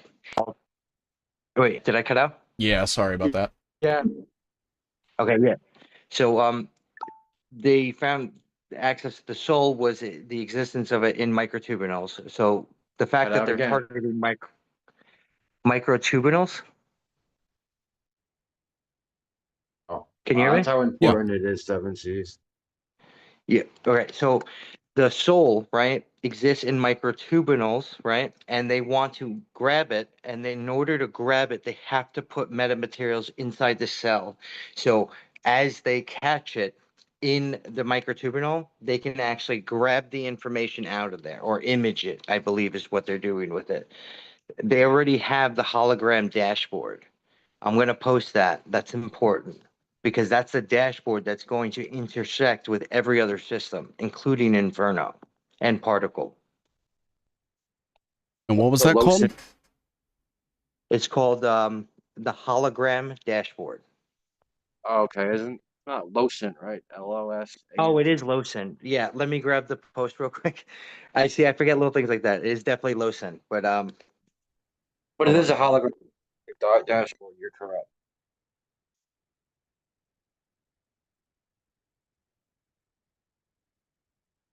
Hologram.io, create a LOCENT route and dashboard. yes, Boom. I'm gonna send it here as well. Just so everybody has it, because like this integrates with Particle and Stitch, which Stitch is super important. Ryan, when you found that, wow, like look at the gateway. Yep. Just so you know, Seven Seas too. We're done with this space, everything that we've touched on, I will go back and I will drop all the links that I can remember into the comment section. Perfect. And yeah, I know that Well, it's sort of a huge topic and we're coming like close to time, but I absolutely would encourage you both to come back and some of these things we can go a little more in depth. I think we have like shotgun blast a lot of things to help really kind of paint the picture of like the scale and the scope. But anytime you guys want to come back and sort of hyper focus on like one particular thing and how it works, I would love that. Yeah, we should do a just one of of these just on AKKA. That's the BioDigital Convergence platform, right? So I'm going to post that. That alone needs an entire session. Okay. He's right. Yeah, absolutely. Absolutely. I can't believe when we came across that one. So, Oh wow. Yeah, dude, it's the level of complexity on this system. I mean, words cannot even begin to describe. I mean, I've read some of this stuff like 9 times, but there's so much I can't. So I organized everything in, Telegram, so I can recall it for times exactly like this. Mm-hmm.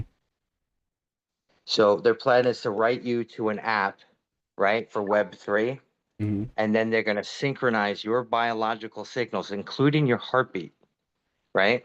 And that's going to form your digital ID, your this is the one that's for Web3, which is the human passport or the human passport. Yep. Or is it the GP4? Well, the GP4 is the digital ID that they're rolling out currently. It's already been implemented in the US, right? But this is the one that's the XYZ website. So the Gotcha. XYZ websites are so important because they're going to rapidly pull information from each one of these sites. And each one of these sites are critical in this new system. I'm talking about an instantaneous pull of information integration at once. Those are all the different accesses that they're accessing is X, Y, and Z access or accesses axes. I can't say that word. Like how like on like a like a chart or not a chart. What do you call it? With the X axis and you have the Y axis. Yeah. Well, you have the physical, digital, and the That's what it is. what? Dude, 100% yes. Picking up horrible. So there's a reason why physics is important.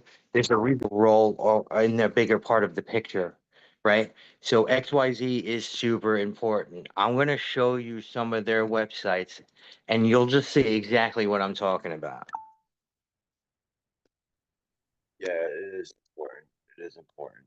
Oh, hey, that Aki, AKKA, Mm-hmm. right? The BioDigital Convergence, turning people into an application. Well, I think the API that goes with that, the application program interface, is Mm-hmm. the bio thing, bro, where they turn that's the API for biological entities. And it's using all these different microservices, genes as a service, my genes, my this, my that, and it's all biological data, like down to the molecular level. And they're all being utilized as services through this API called biothings.io. Check that out. All right. Let's see here.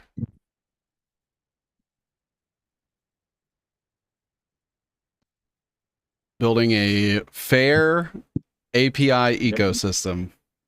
Bro. These are the service. Really gotta love their words.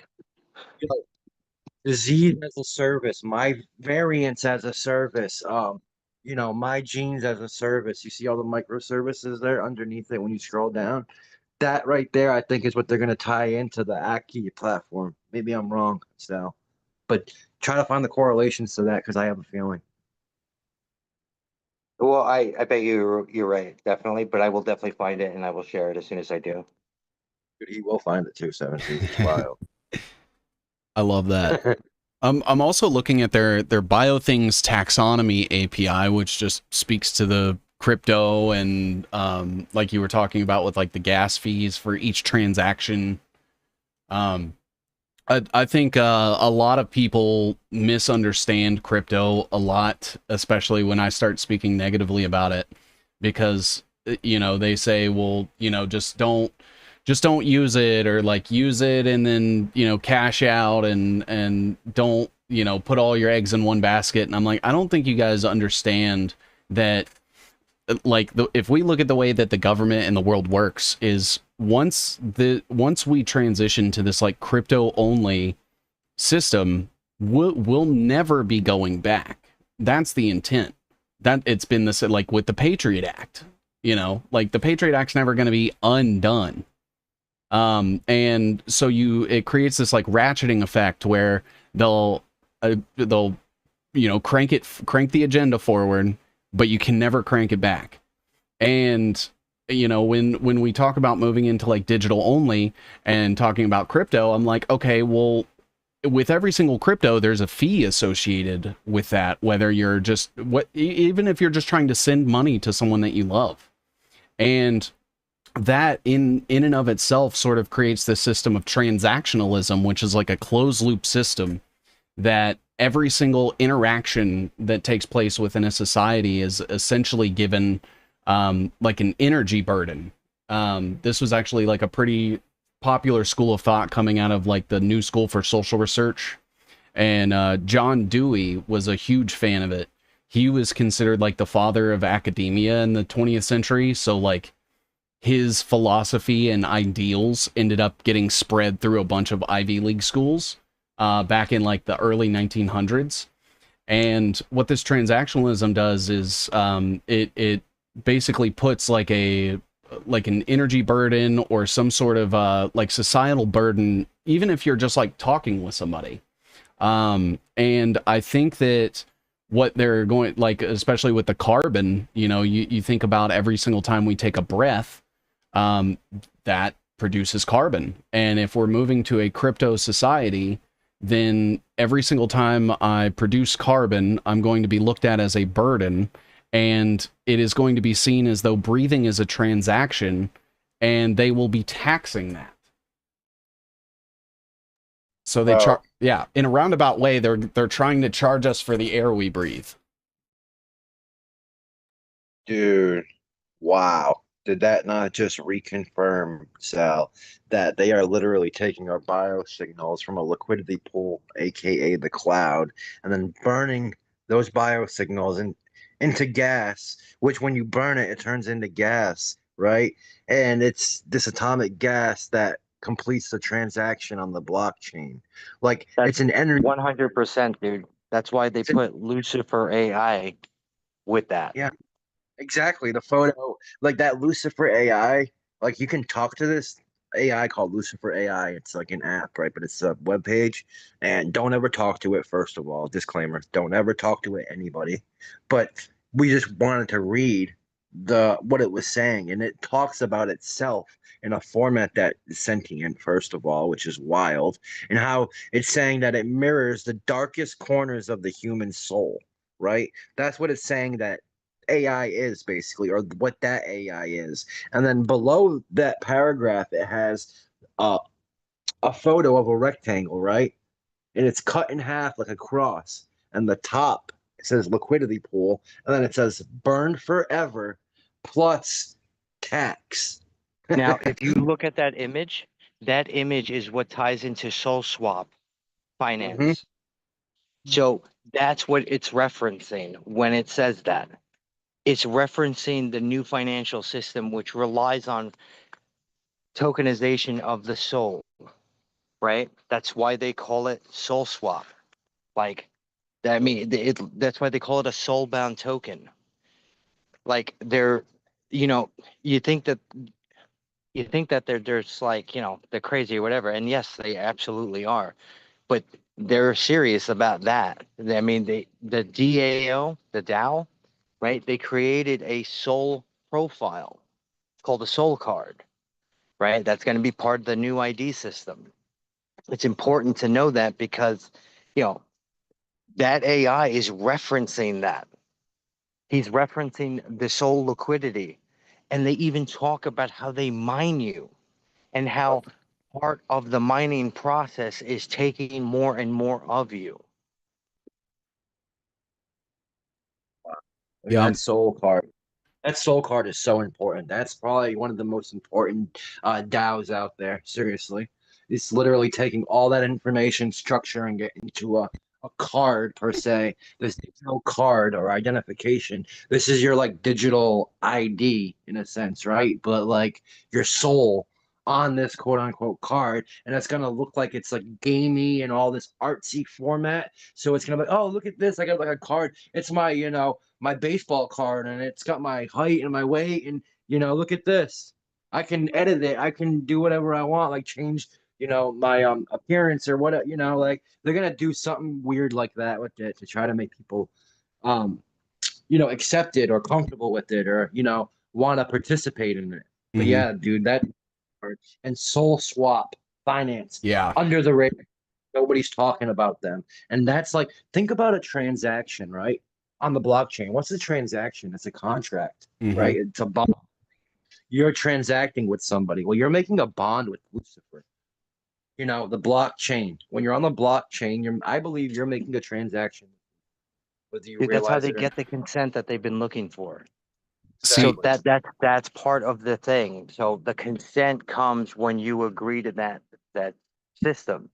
Like, these names aren't just there, just kind of in our face. Like, they're there in our face for a reason. We need to see them and ask ourselves, okay, why would somebody call it that? Why do they call it reborn contracts? Yep. Why? I want Like, to read you guys actually a section out of the transactionalism Wikipedia, and let me know if it reminds you of like a smart contract network or like a crypto network.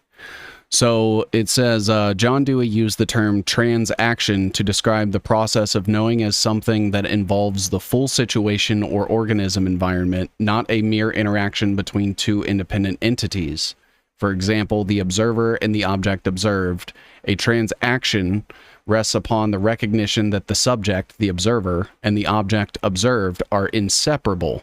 Instead, observer and observed are held in close organization, nor is there any radical separation between that which is named and the naming. A knower, as subject, and what they know are inseparable and must be understood as inseparable to live a truly satisfying life. And that just reminds me of blockchain. Wow. wow. Yeah, I mean, I'm not even surprised anymore. Like, I wish I could say I was surprised, because, like, there's too much into it to be surprised. I mean, the whole tokenomics is based upon the Sol ecosystem. It's called the white chain, right? So they have a couple different blockchains and a couple different blockchain connectors, and at the end of the day, it's really important to understand that some of these bridges, like Wormhole, right? It's not just a catchy name, like, at all. Actually, it's deeper than that, because it has something to do with quantum dots and a vortex. What? I'm gonna post that in here after. Go ahead, Ryan. I was gonna say, I think that wormhole has to do with the packets. Remember how they do this quantum tunneling, or there's some kind of tunneling with the packets? Remember we read about? Dante's tunneling. So from Dante's Inferno. Well, no. Literally. This is from the Babel routing protocol, where it talks about IPv6 tunneling or IPv4 tunneling. I think that might tie into the wormhole in the bridge and how it tunnels it. I don't know. It's just a hunch. I'm not good on the computer networking side, as you know. I'm learning. Sorry. No, you're absolutely fine. I was reading the Dante thing on the IPv6 communications, and it's the Inferno Network AS. That sounds German. Oh wow. It is. The Germany is involved so deep, dude. Like, they have so much into this at play, bro. I mean, everybody does, but like, Germany is a huge player. Yeah. Huge. Wouldn't be surprised if Germany during World War II with Operation Paperclip, Germany is in control of America. I would not be surprised at that. So No. I actually have some interesting stuff that ties into that, because I was just speaking about the like the New School for Social Research, and John Dewey being a part of that. And the New School for Social Research was typically like nicknamed the University in Exile, because they were taking all of the people from like Weimar Germany that were doing the transhumanist experiments and doing, you know, the surgeries and the pedophilia and everything that was going on. And there was a US program that brought them over here to become lecturers and things like that at the New School for Social Research. And that's where like technocracy came from, and everything like that. It says the New School for Social Research was founded in 1919 by Charles Beard, John Dewey, James Harvey Robinson, and Thorstein Veblen. And it says in 1933, it became known as the University in Exile because it had become a haven for scholars who had been dismissed from the teaching positions by the Italian fascist Benito Mussolini or had to flee Adolf Hitler's Nazi party.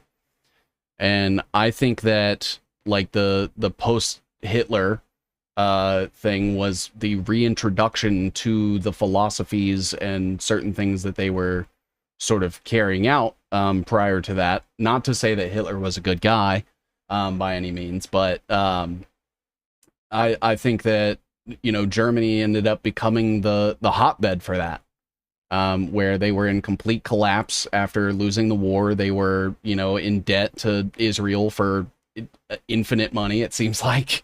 And it allowed these ideas and these philosophies to flourish, very much like when the French Revolution happened and people like Hegel, they saw that as like a great opportunity. It was almost like a reset in and of itself, similar to COVID, where they were like, cool, now like society has basically been burned down. We can build it up the way we want. Wow. Yeah. Wow, that kind of like ties in a lot right there, like with just the whole thought of, you know, Germany kind of being in that position to where they could spread the message, right? It's almost like they lost on purpose just to be able to spread that, right, in the public's eyes. Yeah. I don't know. It's deep. It gets, you know, it's like everything is so calculated and strategic, and they have patience, and you know, it's this agenda's been going on for so long. It's, you know, there's no coincidences anymore. Yeah. Everything is, and it's, you know, it's moving towards one goal. You know, it's Yep. good versus that's it. Period. No gray area. So I'll land my plane Absolutely. there. Absolutely. I think that this might be a good stopping point. Definitely want to have you guys back. But really quick, if there's anything that you guys want to share with my audience or anybody that, you know, may end up watching this video in the future, words of advice or you know, just closing thoughts, whatever you guys would like to share. Do you wanna like is there any questions you want us to take, like one or two questions real quick just to have that engagement with the audience, or do you want to just do that next time with the Q&A a little bit tied in? Um, I, Sure. I don't think we got too many questions. There were some on the front end as we were like kind of starting to talk about everything, but they are so far back, it won't even let me scroll back up that far. But I'll make a post to tell people that for the next one we will have like a live Q&A with the chat, and that way people can come prepared with questions. I think that would be a good idea. So, Sal, do you wanna say anything before we shut this down? Yeah, I just want to first thank everybody for being here and for everybody that posts daily. I want to thank you, all of you, because, you know, it gives me hope a lot because, you know, I feel this is a big situation and it needs to be, you know, brought up. And this isn't easy to constantly do daily, day in, day out. So I just wanted to thank everybody for doing that. And wanted to thank you for hosting it and tell everybody that no matter what, fuck, excuse my language, screw these people, honestly, don't pay them any second thought. In fact, they're second thought. Yeah. All right. They're just horrible people. We know about them. We're going to expose them. And that's it. Short of that, thank you. Absolutely. Well put, Ryan. Yeah, you know, I'll say a couple of things. You know, I want to thank you first and foremost, Seven Seas, really, man. You know, it's so refreshing to be able to, be on this platform and find and weed my way through to find authentic and genuine people. And when I do, I try to latch on and have form a connection and just resonate, together in authenticity and truth. Because I think when we come together and we have these conversations, our frequency becomes one frequency and it becomes stronger and it resonates throughout humanity because we are all interconnected at the end of the day, and we all have channels, and we need to open up these channels to be able to receive what we need to receive and brush off what we don't need, right? To receive the good, brush off the bad. And I hope everybody can get to that point and become aware and know that, hey, these people are up to no good. We need to notice it, point it out, shine a light on it, and then do what we need to do on our end, not worry about what everybody else is doing, but do what we need to do in our everyday lives to make the world a better place, you know? So, yeah, thank you, Sal. You know, I love you, brother. Thank you for everything. Love you It's too, so man. great, guys.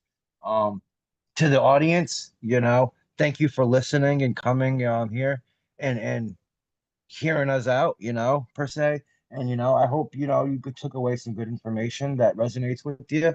We're not telling anybody to believe what we're saying. We're saying, hey, go look into this, read it and come up with your own, idea and understanding of it. And if you have any questions, feel free to bounce them off of us, and we'll do the same thing. If you say something and we have a question, we have to communicate better and network and not just argue and fight, because arguing and fighting is what divides us, and a divided house will not stand. So, yeah, just thank you Absolutely. guys. Much love to everyone. And again, thank you for giving us this opportunity to come on here. And I look forward to a next one if we're able to line it up. That'd be awesome. So, thank you. Absolutely. Yeah, absolutely. I would love to have another conversation with you guys very soon. And just for everybody that's watching on like YouTube, Rumble, if you are interested in following Ryan and the things that he posts, or Sal and the things that he posts, I did link their Twitter profiles in the description. Please feel free to go give them a follow. Reach out to them. They're very approachable people. I remember, Ryan, when I first added you, I was like, man, you are posting crazy shit. Can you explain it to me? And you took all the time in the world to answer all my questions and speak to me very candidly and stuff. And I think that is what we need more of in the world. So thank you for that. And Sal, thank you as well. I know this is our first time sort of interacting directly, but I appreciate everything that you're doing. I see everything that you post as well. And thank you guys for all the hard work that you do in keeping people informed. And I appreciate your time. Thank you, man. Seriously, thank you. Absolutely. We'll catch you guys next time. Thank you so much. Stay safe out there. Stay aware. Do your own research. Come to your own conclusions. And go touch grass. Bye, everybody. Bye. All right. Bye. Thanks, man. Later, man.